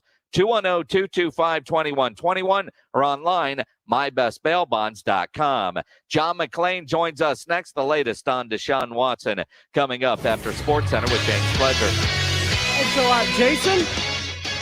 Since John McClain is joining us next, the news out of Houston is with the trade of running back Mark Ingram to the Saints for a late-round pick swap. The Texans are expected to be featuring David Johnson at running back with his trade. In Major League Baseball, the Astros evened up their series, the World Series, as they beat the Braves 7-2 last night. It was a good night to be named Jose. Jose Altuve moved into second, tied with Bernie Williams with 22 for most home runs in postseason. Jose Urquidy had a career-high 7 strikeouts as he went 5 innings in the win. And Jose Siri drove in a run and scored a run as they have the night off today and will return to action for Game 3 from Atlanta tomorrow. The San Antonio Spurs, who are 1-3 on the season, start a 3-game road swing tonight in Dallas against the Mavericks. Spurs forward Doug McDermott, who tweaked his knee in the loss to the Lakers this week, is out until November 3rd, according to San Antonio Express News' Tom Osborne. But the Mavs will be without Kristaps Porzingis, who is dealing with lower back tightness. Tip-off set for 7:30 tonight, and Game Night San Antonio helps to get you ready for it on the Blitz. Finally, in college hoops, Texas A&M women's basketball coach Gary Blair announced this season will be his last as he will retire at the end of the year. I'm James Pledger. ESPN AM 1250 and 94.5 FM. Welcome to Texas, where the sun is beaming down and can damage the interior of your car, even in lower temperatures. Unless you go to Mother's Window Tint, home of the Tint and Alarm Special, where you can also buy a new car stereo since 1984. 1984? That's impressive. Mother's Window Tint has tinted cars and trucks to stop the sun from damaging their interiors. Texans like dark privacy window tint. Come to Mother's and get some. Legal and guaranteed a lifetime. Remember to protect yourself and your family. Buy an alarm today from Mother's. Starter kill, remote start, GPS locator, 24-hour live monitoring. Save $100 on the tint and alarm package of your choice. San Antonio and Austin stores. motherswindowtint.com. Remember, do it at Mother's and save! Not all pizza places are the same. Mellow Mushroom originated hand-tossed, stone-baked classic Southern pizza. Not in the mood for pizza? Order a calzone, hoagie, sandwich, burger, or a mellow salad and see how care goes into every item on the menu. Take your pick from 24 draft beers and or handcrafted cocktails. And many of the pizzas can be made gluten-free or vegan. Mellow Mushroom is at 1604 in Stone Oak Parkway. Hang with friends, watch the game, and mellow out at Mellow Mushroom.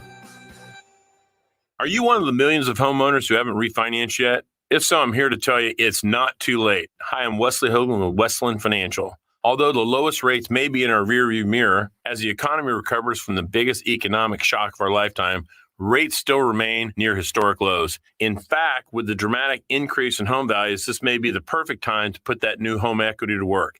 Take advantage of our cash out refi program and pay off high rate credit cards, car loans, or other high interest rate debt. Or finally make those home improvements you put on hold for so long. Best of all, we can do this with no closing costs. That's right. Whether it's a conventional, FHA, or VA loan, we'll pay for your title, settlement, lender, and recording fees. So call Westland at 888-455-3669. That's 888-455-3669. It's the biggest no-brainer in the history of mankind. 888-455-3669. Paid for by Westland Financial. NMLS number 3304. Not all loans apply. Equal housing lender. Blake Stevens with San Antonio-based GPS of Texas. If you have commercial vehicles on the road, you're a target for personal injury lawyers. I mean, you're wearing a bullseye. Our system can protect you if there is an accident with proof of speed, video monitoring, even proof that your driver wasn't on his phone. Don't get hammered. Have real proof that you weren't at fault by installing our GPS camera tracking system. Call GPS of Texas at 210-587-7634 or gpsoftexas.com. Like a lot of women these days, Mackenzie Tudor knew exactly what she wanted in an engagement ring. I'm a big fan of Pinterest. I've been studying this for years. She wanted a pear-shaped diamond in a certain designer setting, but became frustrated quickly when most jewelers just didn't have it. You can go in a lot of diamond stores and they don't have the pear shape. They may have one option. They may have two if you're lucky. Then she and her boyfriend Tim found Diamonds Direct, with one of the largest selections of loose diamonds in America in stock every day. Diamonds Direct had more than dozens of the exact size and shape of diamond that I was looking for. And because Diamonds Direct carries all the top bridal designer lines, names like Verragio and Simon G, finding the ideal setting was just as easy. The styles at Diamonds Direct, they go right along with Pinterest. They are exactly what every girl's looking for. Diamonds Direct, the exact diamond you want, the designer ring you've been dreaming of. No compromise necessary. I can't say enough about how many compliments I get on my ring from Diamonds Direct every day. Diamonds Direct, your love, our passion. Official jeweler of the Dallas Cowboys at the shops at La Cantera. What does Airtron provide its employees? Stability, security, a sense of satisfaction at the end of each day. Airtron has immediate openings for HVAC service technicians and installers. Are you skilled with your hands? Do you have a high school diploma or equivalent? Have you attended tech school? Are you a self-starter who pays attention to detail but also enjoys being part of a winning team? If yes, apply today. Go online to airtronsa.com for employment opportunities. That's airtronsa.com. This opportunity is knocking. If your definition of free time means arguing with your spouse, you might want to pick a new hobby. Call DivorceDude.com at 210-201-0303 and ask for Mark, the Divorce Dude with Polling Law PLLC. DivorceDude.com can help you get a fast, affordable, agreed divorce. But if you want to fight, the Divorce Dude can fight for you. DivorceDude.com gives you easy legal options and sticks with you every step of the way. If the marriage is over, why fight? DivorceDude.com. Your exclusive home for the 2021 World Series. This is San Antonio Sports Star, ESPN, AM 1250 and 94.5 FM. It is the Blitz here on San Antonio Sports Star, ESPN, AM 1250, 94.5 FM. I'm Jason Minix. Boy, John McClain has been a busy man. And he joins us now on the Blitz. John McClain of the Houston Chronicle. The General showing us why. And we didn't get a chance to visit with you last week, John, and I regret that. But, for weeks you were like, no news on the Deshaun front. And, man, you did a 180. And if you're doing a 180, I'm buying everything you are putting out. What's the latest on Deshaun Watson and the trade rumors? Nothing has changed since last week. If he wants to go to Miami, he's going to have to reach settlements with his 22 accusers. And so it's up to him. And so far, he hasn't done it. And if he doesn't do it by Tuesday at 3 p.m., I don't know why he would do it before the draft. So maybe he'll want to wait and see how it plays out in court. And then they might not go to court till 2023. It is so crazy because it sounds like, the deal is there if he could get the legal stuff cleared up. For months we've heard various reports that he doesn't want to settle because he does not want to sign a non-disclosure agreement, an NDA, which, he wants to be able to tell his side of the story. But also, is that an admission of guilt, and could that trigger a 6-game suspension from the league as part of the personal conduct policy? Well, anything can happen under the personal conduct policy, but everybody wonders if he would be put on the exempt list. If he was going to be put on the commissioner's exempt list, which is a paid vacation, you get paid and you can go anywhere, do anything you want, as long as you're away from your team. The Texans like having him to come in here to work every day because he's not doing them any favors by issuing that trade demand and causing them all these other problems. So here's the deal. I'm guessing 6 weeks ago, Rusty Hardin, who represents Watson, said any settlement would have to be disclosed. Tony Busby, who represents the plaintiffs, said no. Now, I don't know about you, Jason, but I've never seen a settlement disclosed. And so what I'm told is the settlement's there. Watson would have to agree to it. So far, he hadn't done it. Maybe the 3 o'clock deadline will spur some action. If it doesn't, he'll be going through the same thing. Instead of starting from Miami and waiting to see what happens with the investigations, most people think if he's settled, then the police would drop the investigation, so would the NFL. Then Roger Goodell would have to determine, is he going to suspend him? And if he does, would it be 2, 4, 6 games? And the truth is, Miami's so bad this year, it wouldn't matter. But everybody thinks if he were to approve this trade, that would give the Texans 3 first-round picks and some lower picks, that he could be starting for the Dolphins soon, and the Texans play there November the 7th. And again, I said we're running out of time for the football gods to actually make that happen. And I don't know who's advising Deshaun Watson, but if it's me, settle, because ultimately I think you're going to end up having to pay anyway. Get to Miami, take whatever suspension Roger Goodell is going to hand out, and do it this year, because this year seems to be a wash. The Dolphins are 1-6 too. It's not like you're going there to turn them around and get them into the postseason and then start next year fresh. And I got to believe the Dolphins have to be thinking that too. Get it taken care of this year so it doesn't carry into next season. The owner, Stephen Ross, wants Watson, but he doesn't want him coming to Miami with those 22 civil suits accusing him of sexual misconduct and assault hanging over his head. And so he'll either do it or he won't do it. If he doesn't do it, then we don't have to worry about it till March, because the next time you can make a trade after Tuesday at 3 o'clock is when the new league year begins, second week of March. So we won't have to worry about possible trades. They thought they had a deal last week, and the owner said no, not unless he has those things cleared up. So that held it up, and that's what's still holding it up. Hetty, you know what? He's the only team he's approved under the no trade clause is Miami. Which is crazy. And again, they want him. Just get this taken care of. Do we have any idea the dollar amount of whatever settlement he would have to come up with over the next couple of days if this was to get done by Tuesday? I don't have any idea, Jason, but I know this. If the defendant and his attorney want it revealed, it's not going to be what people think. True.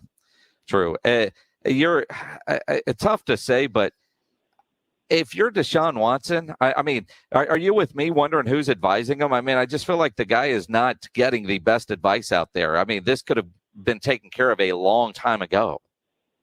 I don't think this has anything to do with his attorney, Rusty Hardin, his agent, David Mulugeta. David Mulugeta's his agent, wants him out of here.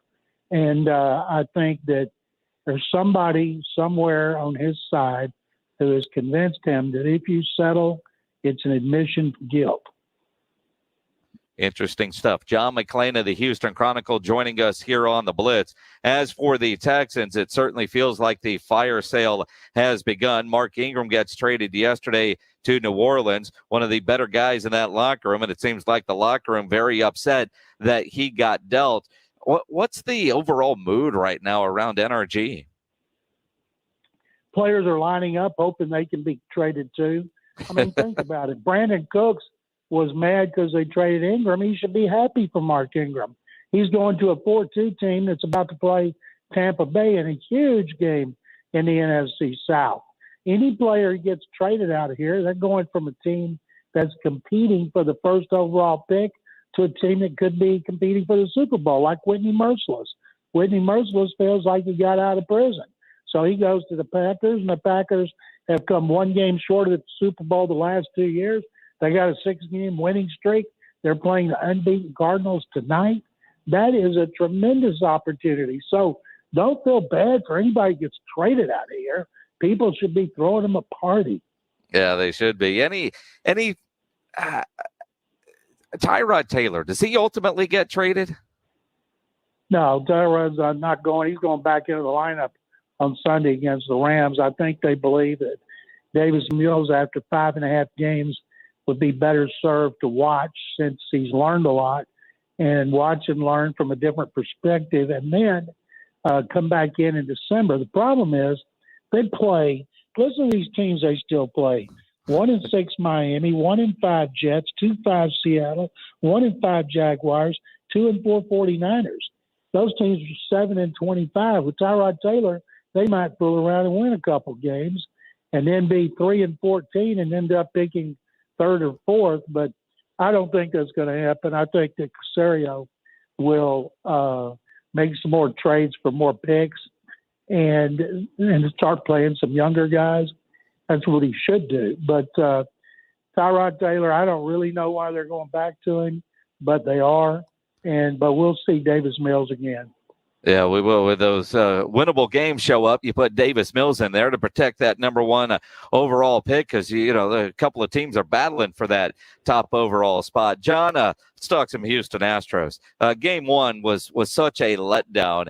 Seeing the bats come alive, Jose Altuve come alive last night to even up that series. Overall, what's the mood in Houston as far as the Astros are concerned?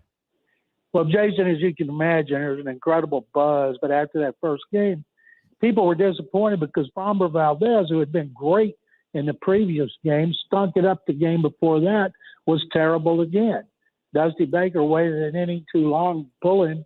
So then Jose Urquidy, who pitched so well in that 2019 World Series against the Nationals, he pitched well for 5 innings. It's amazing to me, Jason, how people make such a big deal today for a pitcher going 5 innings. And it's just amazing. Act like they've gone 10. And they've gone to Luis Garcia in the next game. Then they may have to have a bullpen game. It's amazing to me.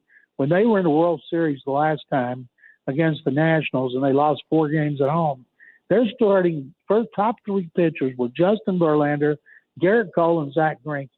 Now those top 3 are Framber Valdez, Jose Urquidy, and Luis Garcia. John Smoltz called them sneaky. Well, that's what that means to me is unheralded. But they've also been on a roller coaster. They were awful, and then not Urquidy, but Valdez and Garcia were terrible against the Red Sox, and they bounced back and were really good. So they need to win one. Of course, they'd love to win 2 in Atlanta, but they got to get the home field advantage back so they can come back to Houston. But the Braves, the Braves are good. Everybody loves the Braves. We ran a graphic on our website. Only 2 states besides Texas want the Astros to win. One is Louisiana, and I think the other one was like Delaware, way up just a little bitty state. But I think people respect them, Jason. They may not like the Astros. There's only 4 players in this series who were here when they cheated, and that is their infield. And I think people would respect them if they win another one, even though they don't want them to. But to me, as long as it's not the Dodgers, I got no problem with the Braves. It's not going to be the Astros, be the Braves.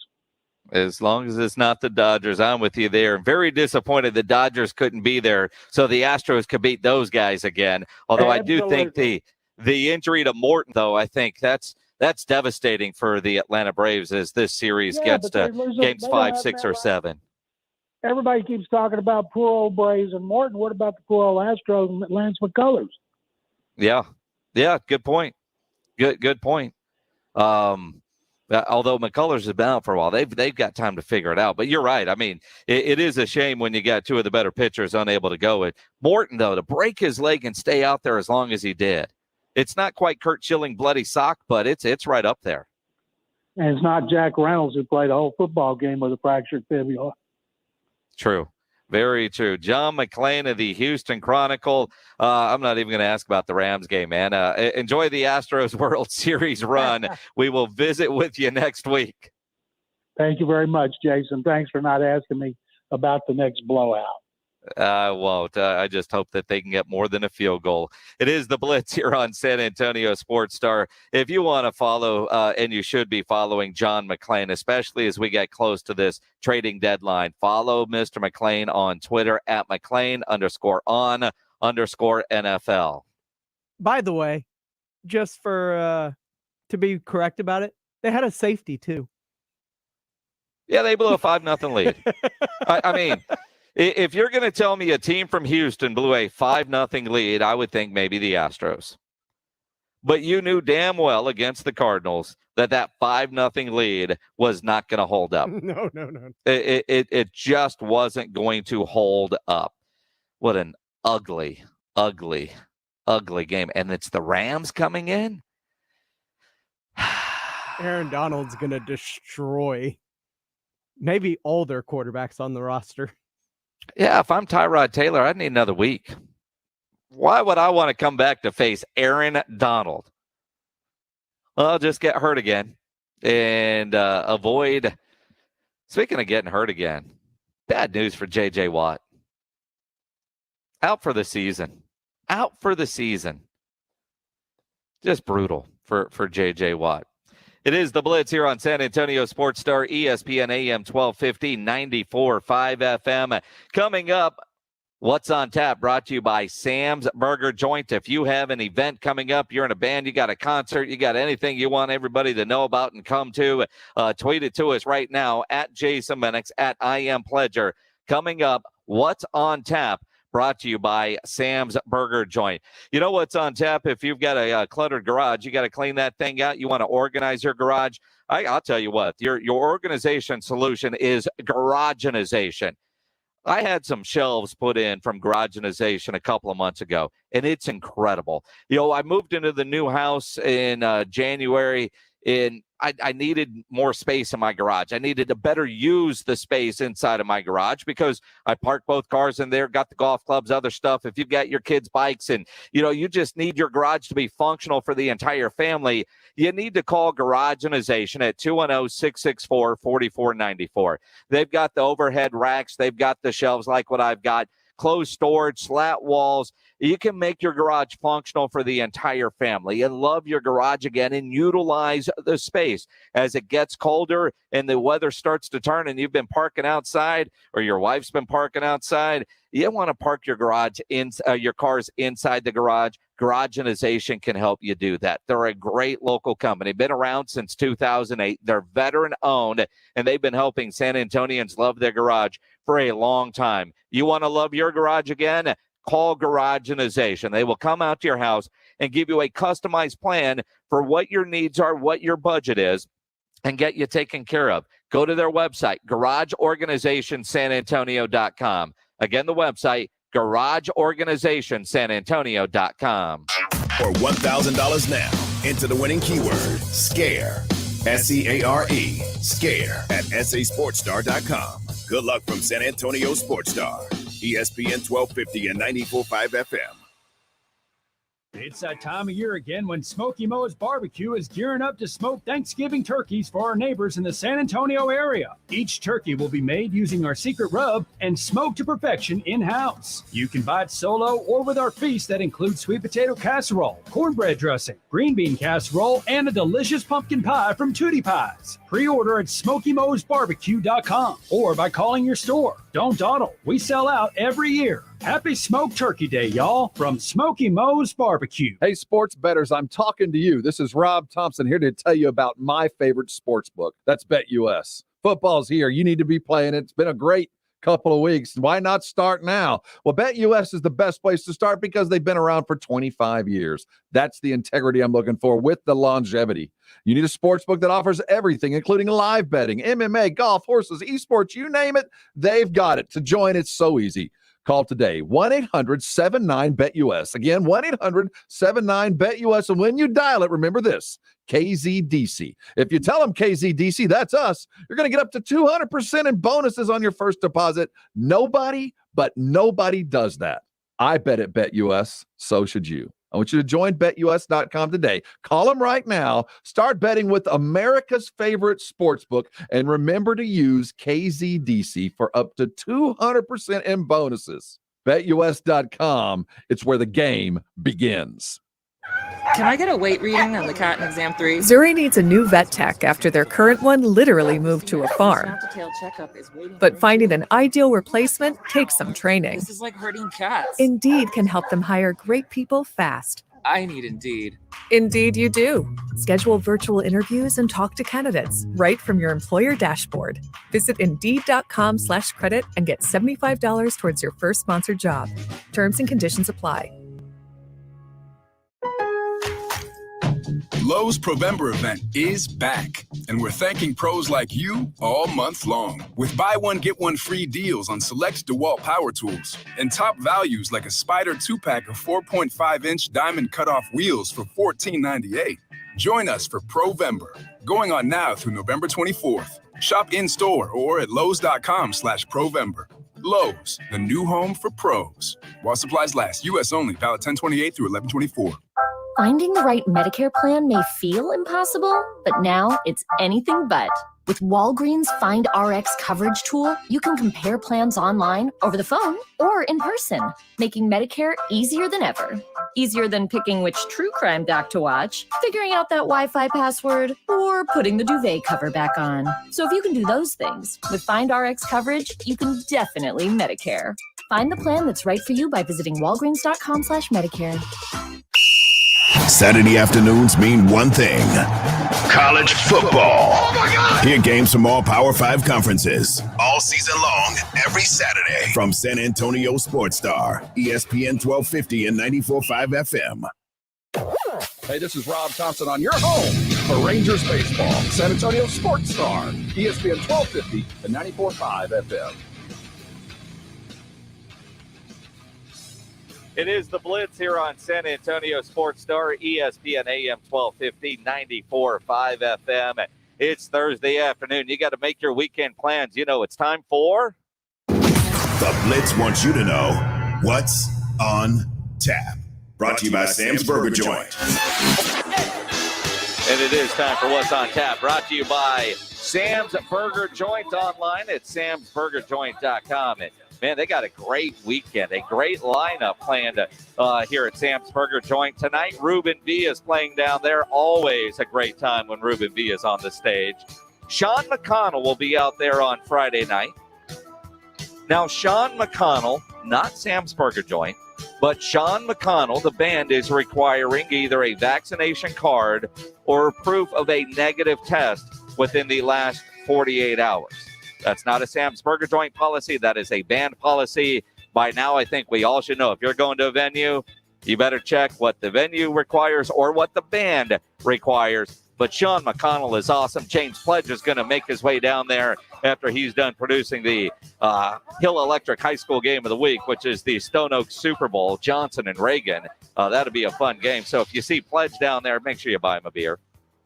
Eclipse is going to be at Sam's. Yeah, Eclipse is out there on Saturday night. They're a Journey tribute band. On Sunday, the Reverend Peyton's Big Damn Band is going to be out there. And next Wednesday, Shandon Psalm is going to be there. Related to Doug Psalm? I think so, because it says Psalm covering Psalm. Good. I hope so. I hope so. SamsBurgerJoint.com, the website. If you need tickets, you want to look at their menu, just have a good time out there at Sam's Burger Joint. Tonight out at Green Hall, you've got Matt Kirk. Lion King still going on down at the Majestic. At the LOL Comedy Club, Alex Raimundo. It's the Tequila Taking Tour. I wonder if Rudy J's opening. That's my bad. That's a typo. It's the Tequila Talking Tour. Oh, all right. It's the Tequila Talking Tour. That's what she said. Pix Bar. A Kiss tribute band is out there at Pix tonight called Dressed to Kill. Tobin Center. John Leguizamo's down at the Tobin tonight? Yeah, John That'll be a lot of Leguizamo. fun. Aztec Theater on Friday night has what? I always worry about your typing. Pimpinella. What is Pimpinella? A band. There's a band called Pimpinella? There is. They're playing at the Aztec tonight? Well, you got Pimpinella at the Aztec or the Heartless Bastards playing out at Green Hall. Either way, it's going to be a fun night. On Friday night, Metal Shop is at Pix. Chris Colston is out at Flores Country Store. Cole Swindell is at Cowboys. At Freeman Coliseum, in Real Life Comedy Tour with Mike Epps, Lavelle Crawford, Gary Owen, and more.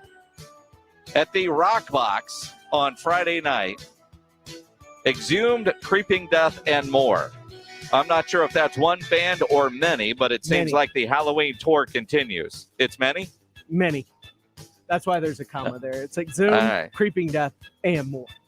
Well, again, maybe Exhumed Creeping Death was, how they wrote it. Or, again, you are typing.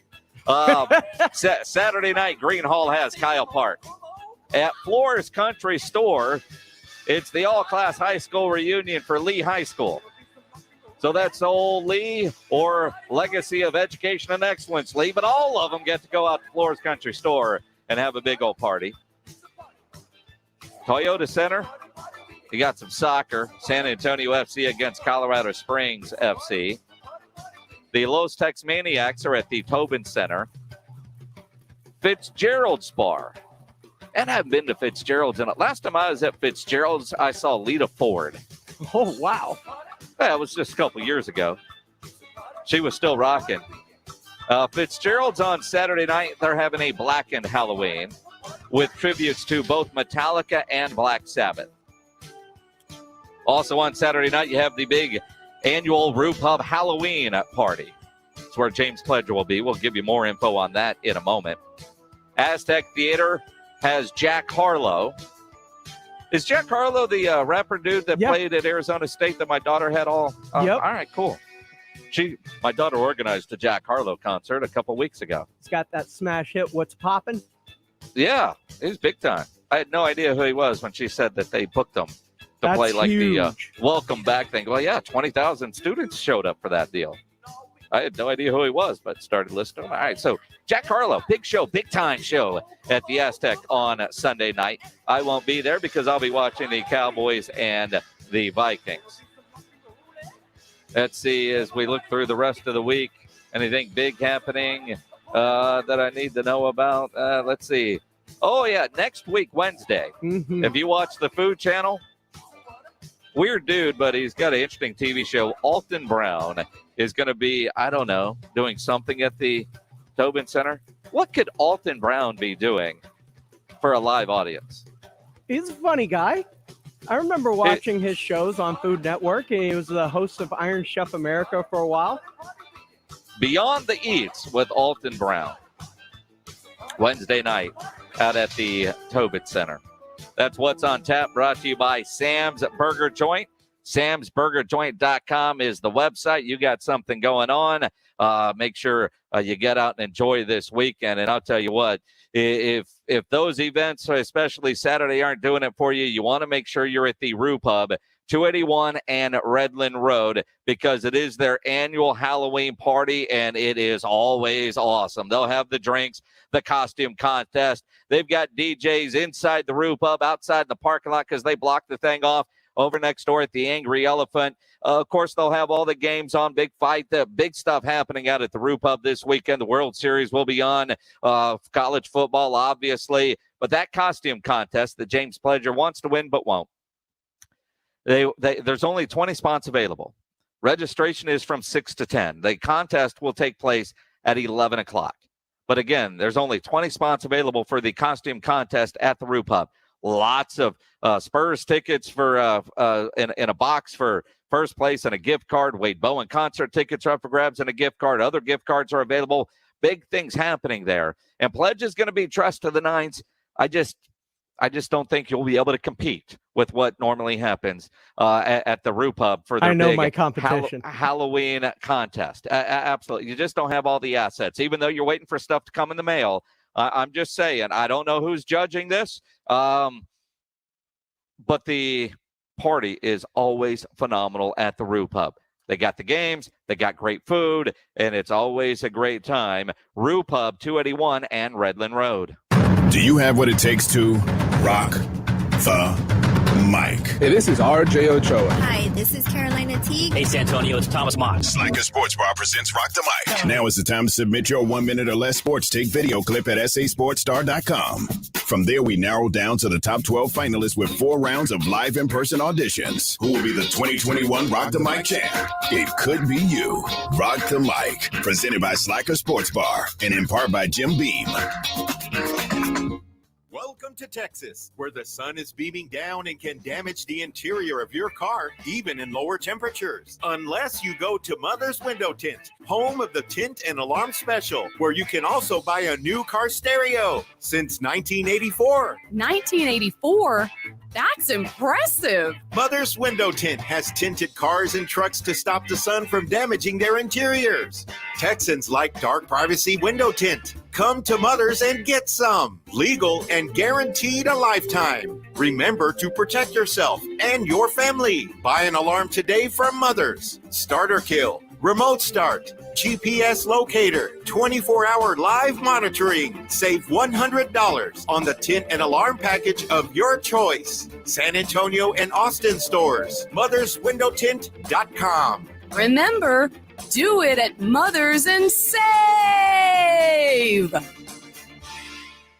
When you need an electrician, Hill Electric is available 24/7 for residential and commercial needs. If you're having to rework your office, let Hill Electric design your socially distanced space to ensure each workstation has the proper electrical needs. For over 35 years, the family-owned Hill Electric has served San Antonio. There is never a service charge and always free estimates. Call Hill Electric at 210-404-9074. That's 404-9074, or go to hill-electric.com. The marriage is over. You know it. Your friends know it. So why fight? Call DivorceDude.com at 210-201-0303 and ask for Mark, the Divorce Dude, with Polling Law PLLC. DivorceDude.com can help you get a fast, affordable, agreed divorce. But if you want to fight, the DivorceDude.com can fight for you. DivorceDude.com gives you easy legal options and sticks with you every step of the way. If the marriage is over, why fight? DivorceDude.com.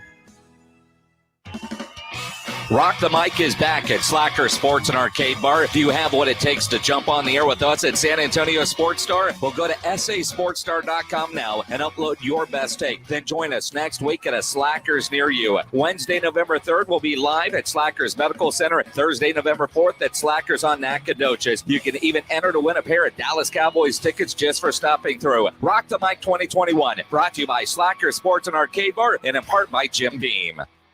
From the Mother's Window Tint Studio, one team, one mission, KZDC, San Antonio Sports Star, ESPN, AM 1250 and 94.5 FM. Jason Minix, the Blitz. It is the Blitz here on San Antonio Sports Star, ESPN AM 1250, 94.5 FM. I'm Jason Minix. Glad to have you along on this Thursday.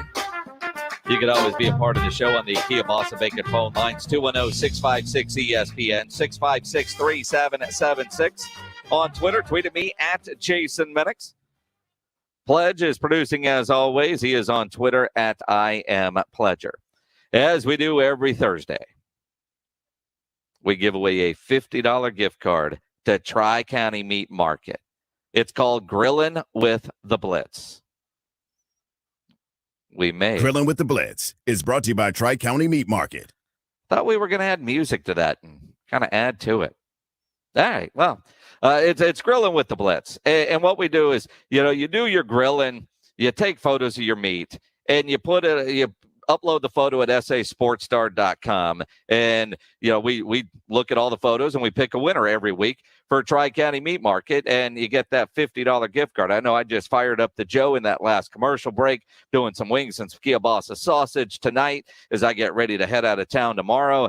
But I'm looking at I like when there's multiple things to go on there, and smoked pork butt, some beef ribs. It looks like Luis, you win, man. And he gave us a nice big description of what he did, which is what we like to see. Luis, congratulations. You win yourself a $50 gift card to Tri-County Meat Market's Huebner location, which is where we are going to do our show live this coming Tuesday. And this Tuesday, you want to make sure you come by and see us at Tri-County Meat Market from 4 to 7 as we do the Blitz live, because they're going to be doing a lot of cooking in the parking lot. Gulf Coast Smoke is going to be there offering up a lot of free samples. And there's a guy, and I forget his name, but he designs these very cool Argentinian grills.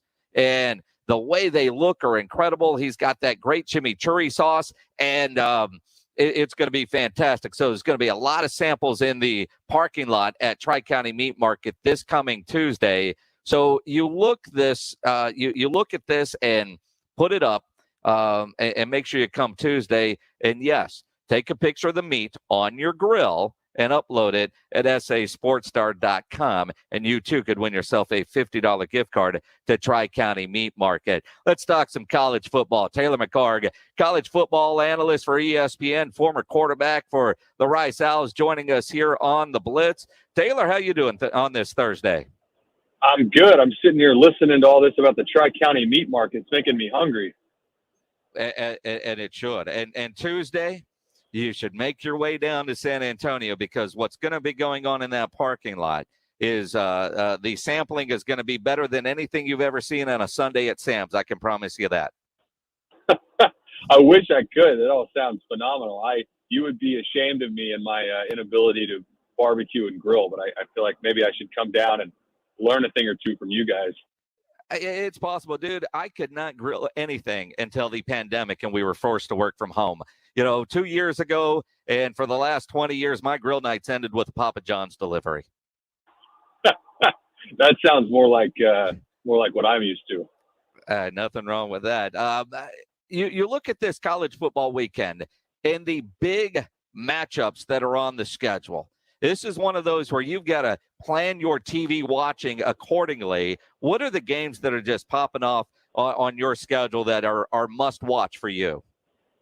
Yeah, some good ones this weekend, like you mentioned. I think there's a couple that grab all the headlines that I think are going to be big-time games, and then there's a couple that I think are a little under the radar as well from a national standpoint, but from a regional standpoint, a lot of people will be paying attention to as well. I think Michigan State grabs a lot of headlines. That's where I think big noon kickoff and college game day are going to be there this weekend. And for good reason, top 10 matchups, the first time both of those teams are in the top 10 since 1964. And I don't think either one of them will beat Ohio State. I think Ohio State still has the best chance to be the representative out of the Big Ten, but I think they got a chance. So that one obviously is a big one. I think when you look around the SEC, there's a couple matchups in that conference as well that are intriguing to me. I think about Georgia, Florida. What does that matchup look like? I think Georgia probably rolls again, but this will be probably the last challenge really that the Bulldogs face until the end of the season. And then, closer to home, I really am intrigued by Texas having to go up to Waco. I think if Texas loses this game, they all of a sudden go to 4-4 in a year that you really could have said they could just have one loss right now. And that one is one for the rest of the Big 12 slate I have circled. So a handful of others. Oh, and then obviously the biggest game of the week, North Texas at Rice. I guess I should probably mention that one as well. Who? No, I'm kidding. Exactly. I thought the biggest game of the week is the one I'm going to be at in Tempe. It's Arizona State against Washington State. You're going to be at that one? I am. I'm leaving tomorrow to go up there. My daughter's at Arizona Go State. see your daughter? I was yeah, gonna say, I remember your daughter being a Sun Devil. And one of the things for her master's program is she's been her projects and all that stuff for some of their homecoming events, and it's their homecoming game. My wife went to Wazoo, so we would have gone anyway. It's just going to be a funner weekend with Washington State and them firing their coach and then going and winning a game. But I look at that game, Arizona State, Washington State. For Arizona State to get to the Valero Alamo Bowl, they need this one. They do, and that is a conference. That game is interesting. You mentioned Rolovich being fired because of the vaccine mandate in the state of Washington. I think it's so interesting that they had that coming in a season where Washington State was actually playing pretty good football. I'm interested to watch them and see how they respond as the year plays out. We've talked about Arizona State a couple times on the show. They went from a potential, maybe this is a dark horse Pac-12 winner. I don't think that's the case anymore. I think the two best teams right now still in the Pac-12 are Utah and Oregon. And I'm shifting a little bit, but one other storyline that is starting to emerge that I think is really interesting is the potential that Oregon runs the table the remainder of the way, is a one-loss Pac-12 champion, and somehow is vaulted by Ohio State at one loss, even though they beat them at Ohio State. We've already heard that storyline a couple different times, and frankly, I think it's crap because you did have the head-to-head matchup, and these top 10 matchups that we're talking about. Well, Ohio State's going to have these top 10 matchups down the stretch and against ranked teams. Well, how much validity is there really to some of these top 10 rankings when you see in Iowa that's the second ranked team in the country lose to Purdue, and then you have Penn State with a top 10 ranking at one point in the season lose at home with your starter at quarterback to Illinois. So that to me is another, as we get into the last 5 or so weeks of the season, how do those two conferences play out? And how does Arizona State, do they play spoiler to anybody down the stretch? It's as long as they're not playing a team in Utah, I think they're doing okay because their bad losses are Utah and BYU, both in the state of Utah. As Taylor McHargue joins us here on the Blitz. He's an ESPN college football analyst, former quarterback at Rice. You touched on it. I want to dive in a little deeper on Texas against Baylor. The Longhorns, I don't know what to make of this team, and they're coming off of the bye. All gas first half, all breaks. It seems like in the second half. When you watch Texas play, what is the second half issues with that football team? That looks like a team that, first off, I didn't love I thought there was a real lack of adjustments by Sarkisian and their staff against Oklahoma State. The things that were working well initially in the game, Oklahoma State had a pretty good counter for, we're going to try and take out Bijan Robinson as best we can. We know he's going to get his in every game, but they forced Texas to throw the football, and you saw some mistakes in that second half from Casey Thompson that are really inexcusable from your quarterback. And that's been the case in both weeks. It's, this isn't breaking news. They blew 2 games in the fourth quarter that they had, 3.5 quarters against Oklahoma and Oklahoma State. Texas is the better team. They look like they've got this secured, and there's just a real inability to close out games. And now if you're Texas, this 4-game stretch is one of the toughest. I don't care, what conference you play in. The 4-game stretch they went through with Oklahoma, Oklahoma State, they go on the road to Baylor and then on the road to Iowa State. That's a brutal stretch of college football. They didn't get any sort of softball game. They didn't get a Kansas in there. They didn't get a Texas Tech. They got them earlier in the season, but nothing to break up that stretch. And this is a huge one for them to try and right the season in Waco against a team that, I think everybody's surprised at how quickly Dave Aranda has turned around that program. It really is amazing what's happening in Waco and seemingly under the radar. My preseason Alamo Bowl prediction was Texas against Arizona State, not trying to sound like a homer, so I didn't have to travel to see either of those teams, but I thought that's where they would end up. And right now, the way Texas is playing, I think Texas Bowl might be where they end up down in Houston unless they can turn some things around. They have to get one of these two coming up. They need to beat a Baylor or an Iowa State. If they lose both of those, all of a sudden you're sitting at 4-5. Yeah, no bowl. I mean, right. I think they'll win enough. They'll get bowl eligible. I think they get to 6 wins because the remainder of their schedule, they got Kansas, West Virginia, and Kansas State. Should win all 3 of those. None of those teams, their last 3 games of the season are not very good. But if Texas can figure out a way, there's 2 very different storylines for the remainder of Texas season. If they can beat Baylor and Iowa State and win out, and they have a 9-3 record in Sark's first year, and 2 of their losses are Big 12 wins they should have had, I think you have a lot of optimism moving forward for Texas. If they don't, if this ends up being a 7-5 or an 8-4 year with some of these losses they've had, I think there's going to be a bitter taste in folks' mouths that it's not a patient fan base. And all that being said, it is good news. You're going to get your quarterback back. There's a lot of players on the defensive side that are coming back.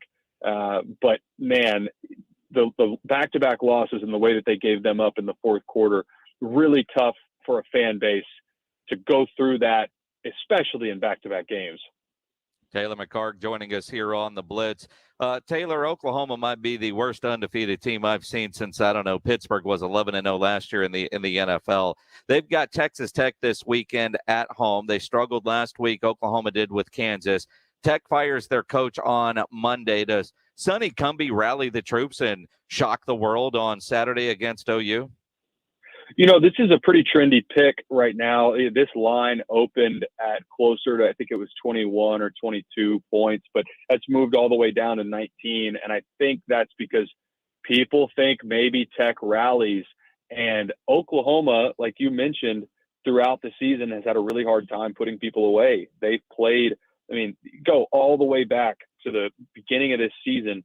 They struggled putting away Tulane in week 1. That last I checked has 1 or maybe 2 wins. I don't remember off the top of my head, but OU has really struggled in conference outside of TCU, which they pulled away from. I mean, look back at Kansas a week ago. They came out really sluggish in that first half. It would not shock me if Texas Tech rallies around, the firing of Matt Wells and keeps this close. I don't think they beat OU, especially because it's in Norman, but if they were to go out and keep this within a touchdown, it wouldn't totally shock me. By all accounts and things I've heard, there are 3 candidates to replace Matt Wells as head coach at Texas Tech.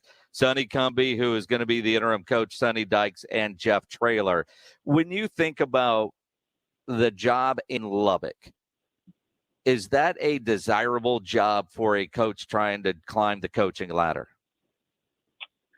I think it still is, but it has certainly taken a shot with the departure of Texas and OU to the SEC. What makes it intriguing now, though, is they don't have to be the little brother to Texas and OU anymore. And for all of these teams that are going to be in this new look Big 12, what you have to sort of sell recruits on and sell coaches coming there is you could make an argument. You actually have an easier path to the playoff whenever this is expanded, because the winner of that conference every year will be in the playoff especially whenever it's expanded, even with Texas and OU leaving. Texas Tech is a hard place to recruit. It's not, even it's Texas and Texas A&M in the state of Texas, they're always going to get the 4 and 5 stars, and even Baylor to some extent, just by where it's located, easier to recruit there. Houston, a little easier to recruit there.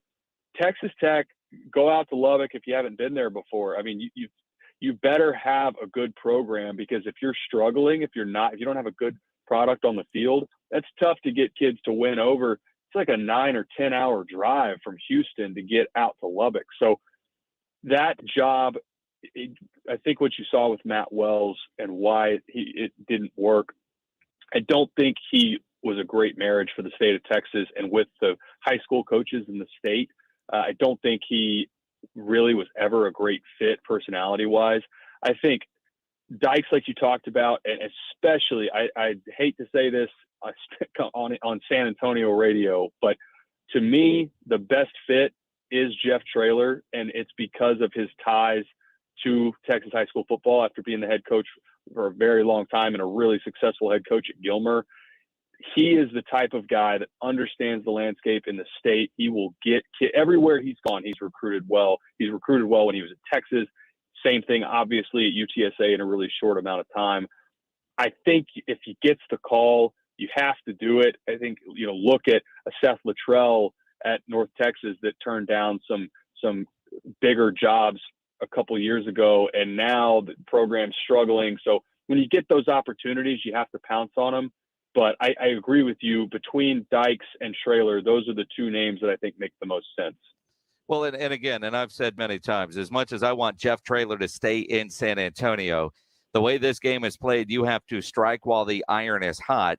And the financial aspect of it, you talk about changing family fortune forever. And I know UTSA is working on a new contract for Jeff Traylor as we speak. Lisa Campos, the AD, said that on the Blitz last Thursday. I just don't even know if they went over all the cushions and found all the coins. It's still not going to measure up to what Texas Tech is going to be able to offer. And they need some stability there in Lubbock. I mean, they've had 3 head coaches since Mike Leach left, and Leach was there for about a decade. Cliff Kingsbury didn't get it done. And obviously Matt Wells isn't getting it done. So, now you're on to the next one. And Sonny Dykes, other than how do you sell that to your boosters who are tired of losing when you've got an AD that says we want to get back to elite status? What is it? Sonny Dykes is coming home to follow in his dad's footsteps. And if you're Sonny, you're already in Dallas. I could see why he would want the job for the paycheck, but I'm thinking about how you're going to excite those boosters out there. In fact, one rumor today, Drayton McClain there in Waco is apparently told Texas Tech he'll make a $100 million donation to the school if they hire Art Briles. And there's no way they could dance with that devil. I saw that as well. That is, I think it's not even really worth discussing, because even at a place like Texas Tech, I don't think you're going to get – that would get shut down so quickly by the Board of Regents. I just can't imagine that going very far. It doesn't shock me that there are people out there that would be in support of that, but the people that have to make decisions at the university level, I don't think would be in support of that at all. Yeah, it's hard to turn down $100 million, but Art Briles maybe gets another chance at coaching, but it's got to be at a small school somewhere in West Texas, but not a Big 12 Power 5 school. That can't be his first job back for his redemption tour. That's for sure. Yeah, I agree with that as well. But the Tech job, the only other thing I would say about it is these college football fans, a lot of times have their delusions of grandeur about whatever the best version of their team was. That's what they want to have that sustained success at.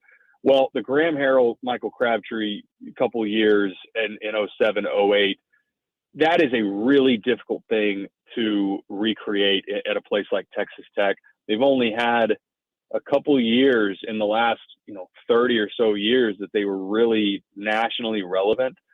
I would caution Red Raider fans against this idea that, well, if we're not winning, 10 games every season, then we need to move on.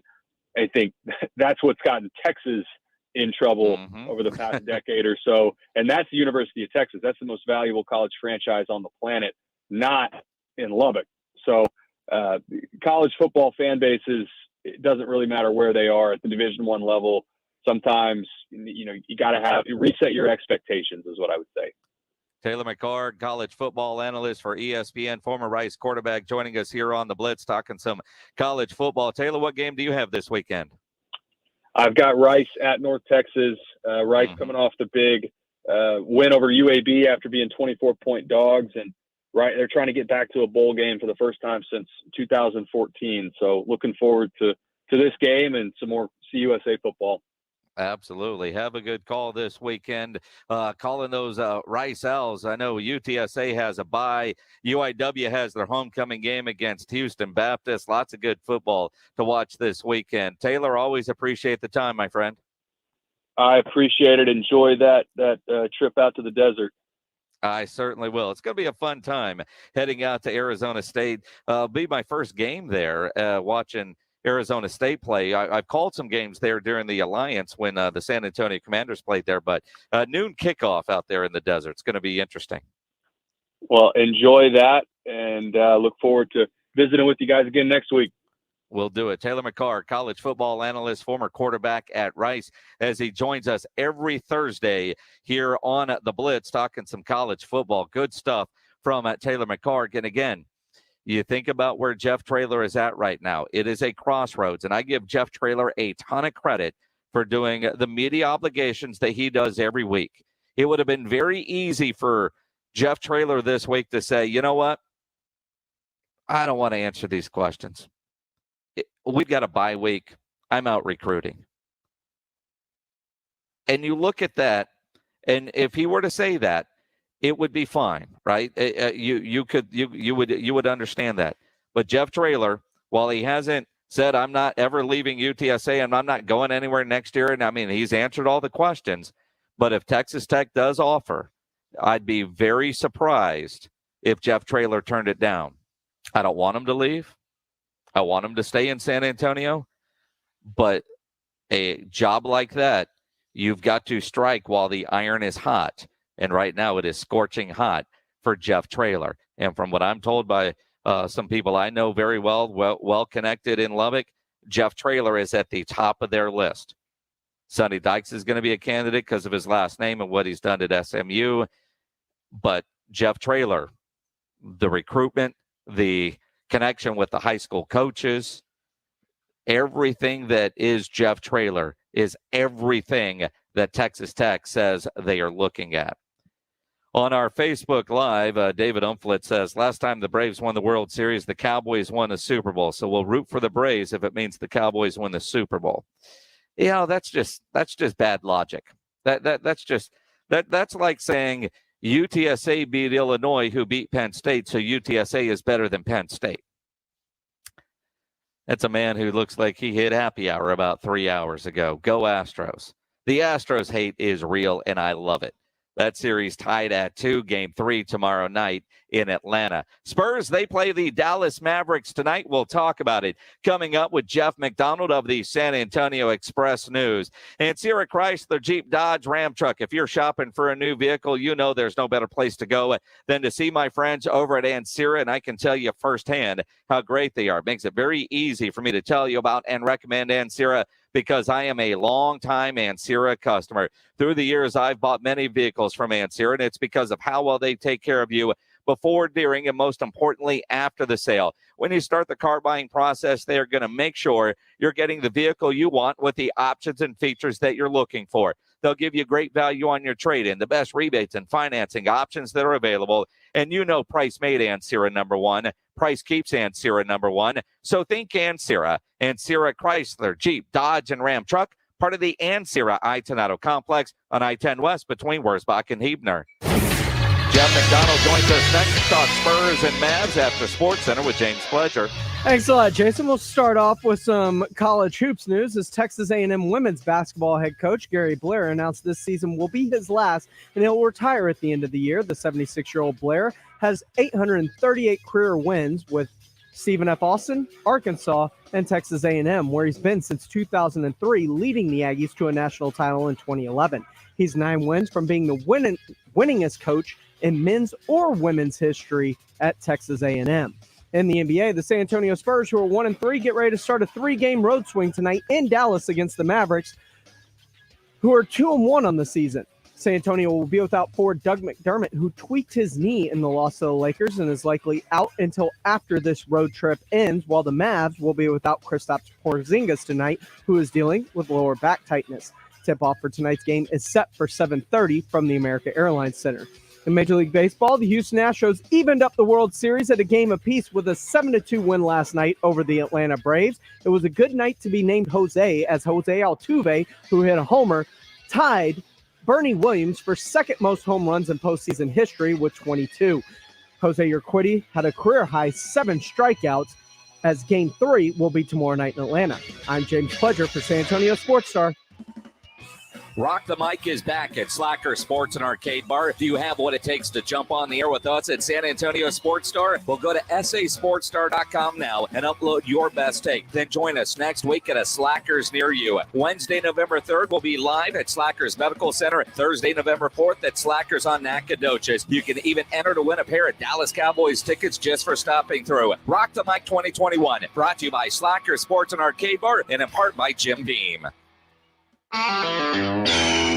This is for the men who never settle, the ones who believe only quitters end a game in a tie, the type of guys who choose the bar with the biggest TVs to overcompensate for theirs at home. This is the Lodge mentality. This is Twin Peaks. This is Rob Thompson for BetUS.com. My sportsbook, it should be your sportsbook. You ask why? Well, BetUS has been America's favorite sportsbook for over 25 years. You need a sportsbook with integrity and longevity. You need to know that you're going to get paid, and that is BetUS.com. You also need a sportsbook that has everything you want to lay money on: live betting, MMA, golf, and everything else, including all those great prop bets. The number you need is 1-800-79-BET-US. Call them and say KZDC and get 200% in bonuses. That's KZDC. BetUS, where the game begins. Big news from Simply Safe Home Security. Okay. Actually, I think the horns are too much. That's better. Big news. The new wireless outdoor security camera is here. Yes, Simply Safe's award-winning home security just got even better, taking whole home protection to a whole new level. Okay, I'm missing the horns. Simply Safe is celebrating this new camera by offering free shipping for a limited time. Visit simplysafe.com today. So as you guys know, Mark's gone. The float artist at Fred's Floral just took off, days before the parade. They need a replacement before business passes them by. Oh, and who am I going to get to finish the float? Indeed can help them hire great people fast. I need Indeed. Indeed you do. With Indeed Instant Match, we immediately show you quality candidates whose resumes on Indeed meet your sponsored job description. Visit Indeed.com/credit and get $75 towards your first sponsored job. Terms and conditions apply. Here in Texas, the heat is relentless. The storms are serious. And the hail is insane. Texas weather doesn't do anything halfway. And neither should your roofer. Your roof protects your home and your family. So whether you need a simple repair or a roof replacement, metal or composition, you need a roofer you can trust. That's Stevens Roofing. They are reputable, reliable, and have always been your local roofer. Call Stevens Roofing today for a free estimate at 210-785-0994 or go to stevensroofing.net. Guys, stop what you're doing. Give me a few seconds of your time and let me give you a piece of advice that will change your love life forever. Have you noticed you've been losing a little pep in your step? Has your lady friend asked you, is everything okay? Do you find yourself having trouble rising for the occasion? Do you stress out before that special moment and wonder, is it gonna work? Guys, I'm going to let you in on a big secret. You don't ever have to worry again. The Mojo Male Enhancement Formula has you covered. Mojo is the 100% guaranteed male enhancement formula that guarantees lasting success, if you know what I mean. The Mojo Male Enhancement Formula is safe, natural, and effective every single time, guaranteed. Yeah! Mojo is available in a fast-acting spray and a quick-action capsule. Do yourself and her a favor and call Pure Line Nutrition in San Antonio today. They'll get you set up for success. Call 210-494-2210. That number again is 210-494-2210. Mojo Male Enhancement, only available at Pure Line Nutrition. Listen to this station anytime, anywhere on Odyssey. Odyssey is your new audio home for all the music, news, sports, and podcasts that matter to you. Odyssey. That's AUDACY.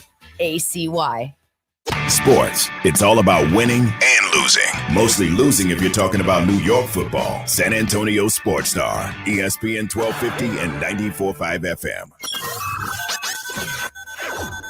This is Manu Ginobili. This is Matt Bonner. Hi, this is DeJounte Murray. This is Keldon Johnson from the San Antonio Spurs. This is San Antonio Sports Star. It's game night San Antonio.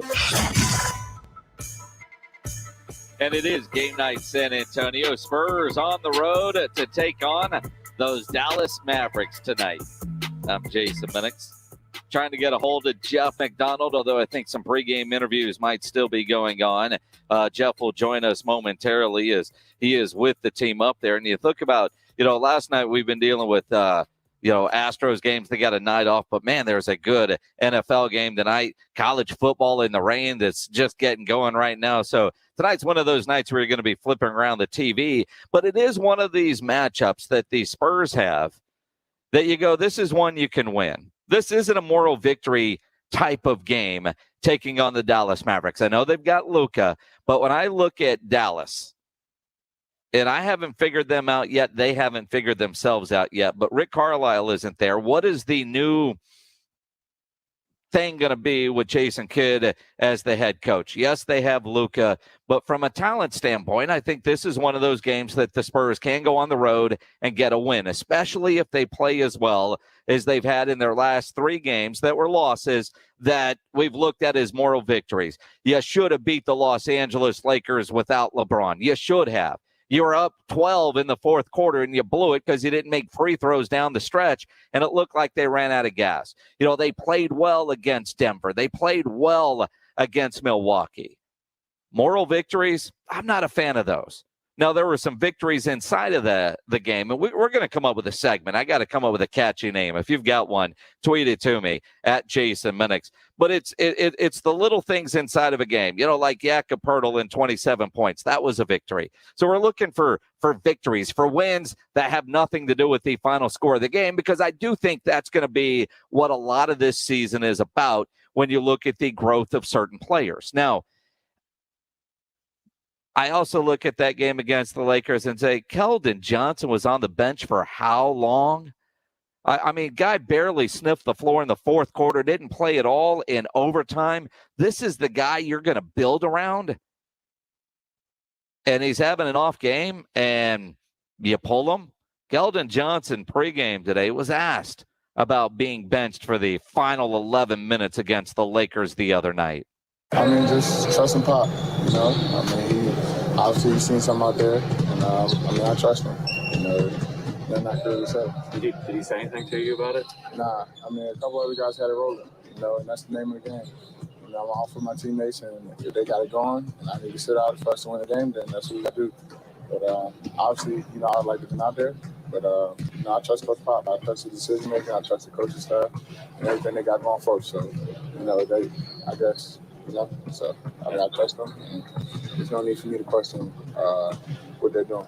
They've been in this game a long time, and I know that I'm highly confident they made the right decision. That is a Spursian type answer from Keldon Johnson on why he wasn't in the game in the fourth quarter or overtime against the Lakers. He trusts the coaching staff. That's what he said to the media. I don't know what he said to his friends after the game or his teammates. Let's talk about it. Jeff McDonald of the San Antonio Express-News joins us now here as they get ready to take on the Mavericks. Were you surprised to see Keldon on the bench as long as he was in the fourth quarter the other night? I mean, probably. You don't often see a team close a tight game that goes into overtime by leaving their leading scorer on the bench for 11 and a half consecutive minutes. At the same time, he was having a pretty awful night up to that point. Never really seemed to adjust to the fact that basically every single member of the Lakers front court was about, 8 inches taller than he was, and that he was going to need to find some other way of attacking that than just, setting up those guys for like volleyball spike block shots. So, I mean, it's a learning experience when it is. Like, it's hard to really kill him for it because that's his game. And he'll be better the next time, I'm sure. But we just talked to Pop about that pregame now. And he just, gave a pretty general answer about how the lineup decisions are based on a lot of factors. Who's playing well, who's not playing well. Maybe somebody's been hot you want to give the ball to in that situation. Maybe there's just all kinds of reasons to go into it. But to answer your original question, yes, it was pretty it was pretty surprising to see your leading scorer on the bench for the final 11.5 minutes of a game that goes to overtime. Even when he's struggling, I figure if you're really building around Keldon, don't you let him work through a rough night just to see if he could get hot at the right time? That was my only issue with it. I know you had a headline in the Express News the other day about turning moral victories into real victories. And fact is, I think they've played better than most of us thought they would, even though they don't have wins to show for it. They didn't get blown out against any of those three teams and had a chance to win them all. Yeah, exactly. I mean, I think if you're looking at this season as I am, and as I'm going to speak for Greg Popovich and say that he is, you're looking at it from a process-based standpoint and not necessarily a results-based standpoint. Like you're just not going to be as good as some of these teams that you're playing. You're going to lose some of those games. But if the process is there, if you're improving, if you're seeing progress, if you're seeing players play the right way, play hard, play with some confidence, not go in the tank when another team makes a big run. I mean, all those things we're seeing from the Spurs right now, and I'll admit they've looked better than I thought they were going to look this early in the season. They haven't had the wins there. I think if they were playing a different schedule, if they were playing some different teams that weren't, the NBA champions and whatnot, they'd have a little more wins to show for it. I mean, I think what it's encouraging probably to the coaching staff is that if they can keep playing this way, then they are going to start beating some teams. They're going to play teams that are a little more in their league, and they're going to be able to beat them if they can continue to play this way. I think as the season goes on, like with any other team, young team, you worry what the morale looks like if you keep losing and losing and losing. So from that standpoint, getting a win tonight or any time in the near future would be good just to keep the morale high and show the players that yes, if you keep playing this way, you're going to start packing up some W's here and there. Yeah, it is interesting that Pop seems to be okay with it, but there were some players after the loss to the Lakers saying they were frustrated, which I like to hear because, Jeff, I look at, I hate the term moral victory, but, those three, all right, I'll put that in that category. Tonight, you've got to get a win. If you lose to the Mavericks, you can't say anything about a moral victory. This is a game they should win. I know they've got Luka, but the rest of it, I look as a team that they should be able to go on the road and get a win tonight based on the way they've played in their first 4 games. Yeah, no Porzingis tonight for the Mavericks. Spent some other guys out, a little bit shorthanded. So, I mean, and on top of that, I don't think the Mavericks are quite as good as some of the teams the Spurs have been playing so far. You always wonder about a road game in the NBA, especially for a young team, so that might have an effect. It's kind of interesting. This team hasn't played a lot of road games in front of these players haven't played a lot of road games in front of actual crowds in quite some time. I mean, Devin Vassell's played really one real NBA road game. That was in Denver last week. So some of that takes some adjustment, I think, for these guys. So it'll be fun to watch if they just keep playing the way they're playing. I mean, the formula for their success, or whatever success they have so far, has been just kind of being chaotic on defense, scrambling, forcing turnovers, jumping passing lanes. One thing I heard, I've heard more than one player say that has been interesting is Pop is preaching less on defense. Pop is preaching less about being completely solid. And hey, you might be able to gamble here and there, and pick off a pass, and maybe you make a gamble. It's a bad gamble, and you give up a layup. We're going to live with that because the way the Spurs think they need to play is forcing those turnovers, using that to start transition opportunities because they don't have the DeMar DeRozans that are going to be able to score for you in the half court if the game bogs down. So you want to play up and down. The Spurs are at 4th in the league in fast break points, which when have we ever heard that before? So that kind of stuff, if they can keep playing that way, moving the ball, I think they've got 30 assists in 2 of the 4 games, and one of the other ones was 29. Like if they can keep that sort of stuff up, you're going to see some wins come, I think. But keeping that up is important and difficult too. So it's gonna. I think this is going to be a roller coastery kind of season for. I mean, they're a young team, so you're going to see some ups, you're going to see some downs, you're going to see some slippage, you're going to see them play over their heads sometimes. I think it's fun as long as you're not out there hoping this team goes to the playoffs and living and dying with every loss. Well, and that's it. And I've got them at either 33 or 35 wins is what I said, before the season. And, this is kind of what I was expecting, although they have played better than I thought in those games. Better. And I think that's where you get frustrated when you feel like you should have won one and you lost. And, this team can't afford that, even if it is against a better team. Yeah. And you like to see the players frustrated with that because they're competitive. I mean, you can sit here and tell them, well, hey, you weren't supposed to win that game. But when it's right there on the table for you and you don't close it, I mean, of course you're frustrated. So you like to hear that from guys like Devin and DeJounte and and players like that. So I think they're in a good headspace. Like I think mentally and if they're mentally locked into where they need to be. It's just a matter of putting it all together and eliminating mistakes. They don't have, when you have Anthony Davis and Russell Westbrook on your team, you have a larger margin for error than you do if you have 0 All-Stars. The Lakers the other day, even with LeBron out, they had a combined 40 All-Star appearances on their active roster. Spurs had 0. Like when you have those All-Star guys, you can make more mistakes and cover them up because you have All-Stars. The Spurs just have to be more perfect for more of the game in order to beat teams like that. Jeff McDonald of the San Antonio Express News with us here on the Blitz. Make sure you're following him on Twitter at @JMcDonald_SAEN. Jeff, DeJounte took the last shot the other day in regulation, left it short. Is he the closer for this team? I don't know if this team has that at this point. I mean, that's almost something that you earn over time by showing up in those situations. But if it's me, I think he's the closest they have to it in that situation. Who's going to be able to create his own shot? It's not a perfect solution, DeJounte Murray. You'd like to have DeMar DeRozan back just for fourth quarters, maybe, but I don't think the league will let you do that. But he's the one guy that can get his own. He can get to that pull-up jumper and knock it down. I liked that shot. I thought he had a chance to go in. I thought if they had drawn something up, they probably were not going to get a better look than that.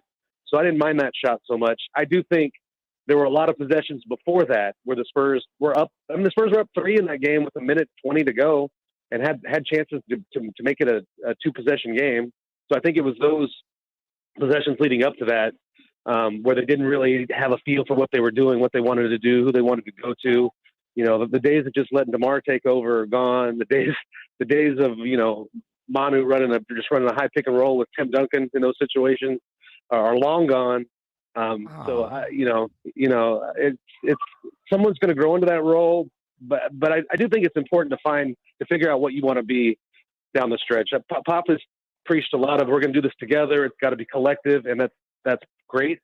But when you get down to the end of a game, you need to know who's going to get the ball, who's going to get that shot for you. And the Spurs don't have an answer for that right now. And I don't think we should expect them to have an answer for that right now.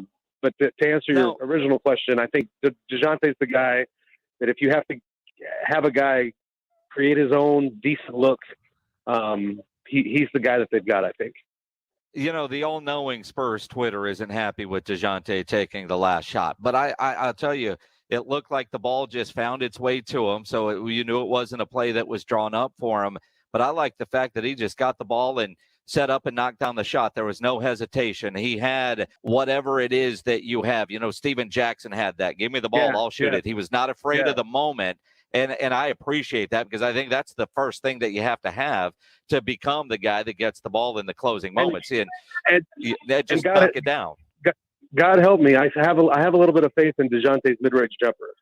If he were taking a 3, I would be a little eek. If he were just driving willy-nilly into the lane, I would be a little worried about it. But him taking an open 18-footer, I have a little bit of confidence in that because I've seen him knock that down with pretty good success rate. So I didn't really mind that shot. Doug McDermott out tonight. Lonnie Walker is going to get the start in his place. How long is McBuckets going to be out? They're saying he's just going to miss the road trip. So they go from here to Milwaukee to Indiana. And then if that timeline holds, McDermott should be – they're targeting the November 3rd game at home when Dallas comes back. So if all goes well, if there's no setbacks, I think they're looking at McDermott, in about a week or so. Is Lonnie or Jakob, in your mind, the bigger surprise this season? Man, I don't know. That's a good question. That's a good question. It's the first time for everything. Yeah, that's a good question. I don't know. I mean, to me, they're both kind of doing what they've always done, just maybe at a notch up level, level of notch up, maybe with a little bit more consistency than they had in the past. I mean, I've always been kind of a Jakob Poeltl fan since he got here, just for the dirty work things he does. I mean, he's not Anthony Davis. I think we saw the difference between the two players the other night. I mean, one of those guys is an all-star. Jakob is just kind of a dirty work guy, but I love that. I mean, go get boards, set screens, finish.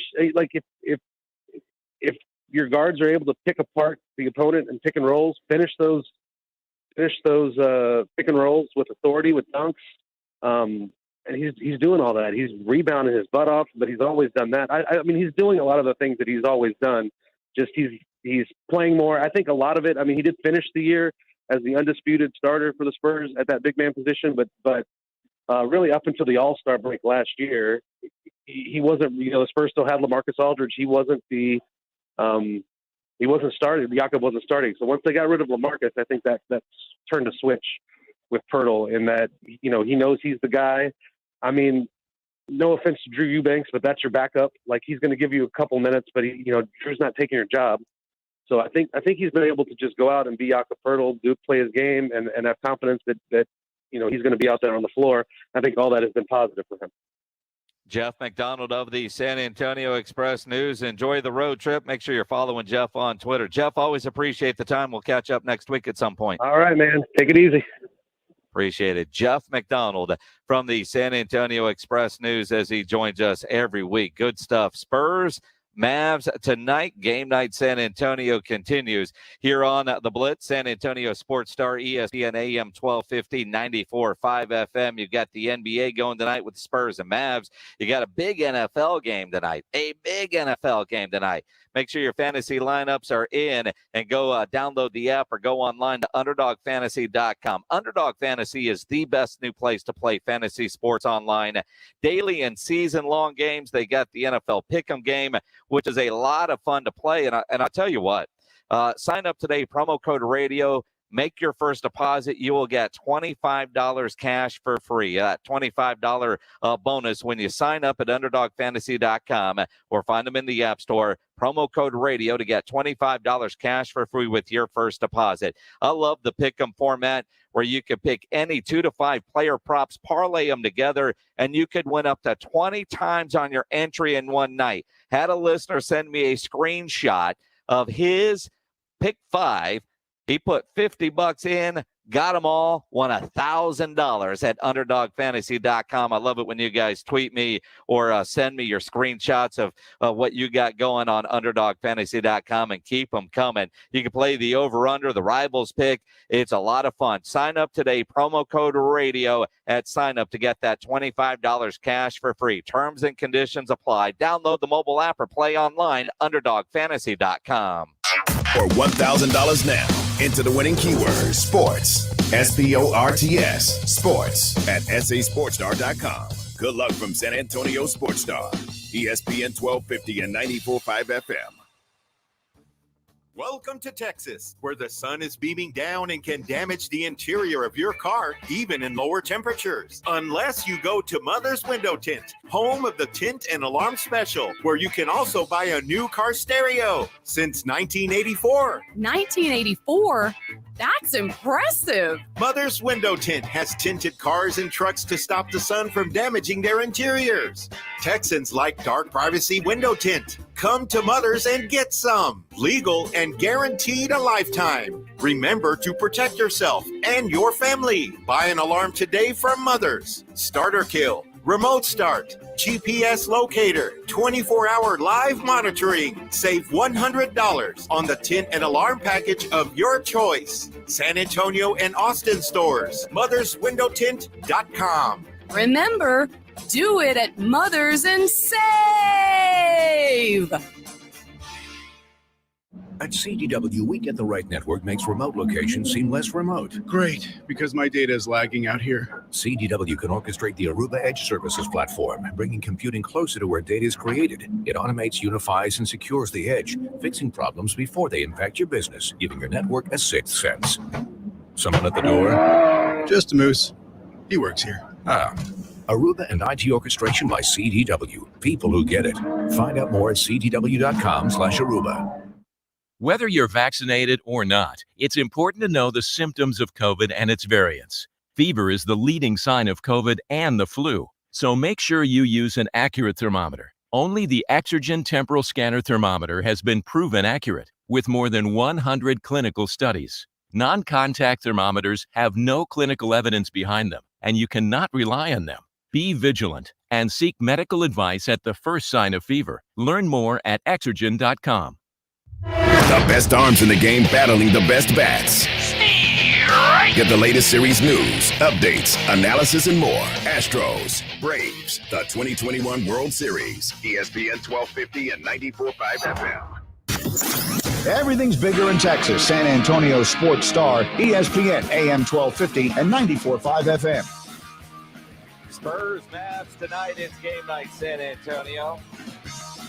You want to talk about the Spurs? Easy to do on the Kia Bossa Bacon phone lines, 210-656-ESPN, 656-3776. Listening, what I guess is online at sasportstar.com, maybe watching on Facebook or on the YouTube channel. Drew, down in the Woodlands. What's going on, man? I was kind of hoping to talk to Mr. Spurs Insider. I mean, he got the podcast of Spurs Insider. He's on here. I was going to ask him as an insider, and you too. I mean, Jason, you've been here a long time. I don't know. Yes. But would you say the Spurs fan enthusiasm in Bexar County is at an all-time high, or is it an all-time low? I wouldn't say either. It is not an all-time high. This isn't a championship team, but it's not at a low either. I can tell you this, and I've been. They're not a championship team, but I can tell you this, Drew. I have covered the Spurs on a daily basis since 1997, Tim Duncan's rookie year. The interest in this Spurs team is greater than it has been since Tim Duncan played. And it's because of there's this development with the young players that you're going to get to watch. I think a lot of fans understand this isn't a championship caliber team, but they want to see what Lonnie is going to do. Is Devin Vassell going to come along? What about Keldon Johnson? So I do think the interest level in this year's Spurs, more so than last year or the year before, because Pop can't go to DeMar and LaMarcus and have all the the ball stop, and the young players aren't getting a chance to develop because those veteran guys are getting the minutes. Pop has to play the young guys. They're going to be able to stay on the floor even after they make a mistake. So I think the interest level in this Spurs team is greater than it has been in a while. But Drew, I couldn't tell you an all-time high. This ain't a championship team. I'll go back to that first title in 99, how crazy this city was, or how it was in 07, or in 14 when everything got rekindled, how incredible that run was. That was what I would say all-time highs when it comes to Spurs, but I wouldn't say low either because there is interest in watching the young guys grow. It is the Blitz here on San Antonio Sports Star, ESPN AM 1250, 94.5 FM, as the Jeff Traylor watch continues. There was a tweet earlier about flight tracker information that a private plane left Lubbock and flew to San Antonio at 7 this morning and left at 1:42 this afternoon. We have no idea who was on that plane. However, some dude named Nick Coppola on Twitter is tweeting out, and he's a reporter, that Kirby Holcutt and Texas Tech President Lawrence Chovanec, or whatever, flew to San Antonio today and interviewed head coach Jeff Traylor, and he is their primary target. We will follow all the different breadcrumbs that come around. But I have heard from my sources, Jeff Traylor is tops on their list. I'm off tomorrow. I think Rob is doing the Blitz. I'll see you boys on Monday. Have a good weekend, everybody. Do you have what it takes to rock the mic? Hey, this is RJ Ochoa. Hi, this is Carolina Teague. Hey, San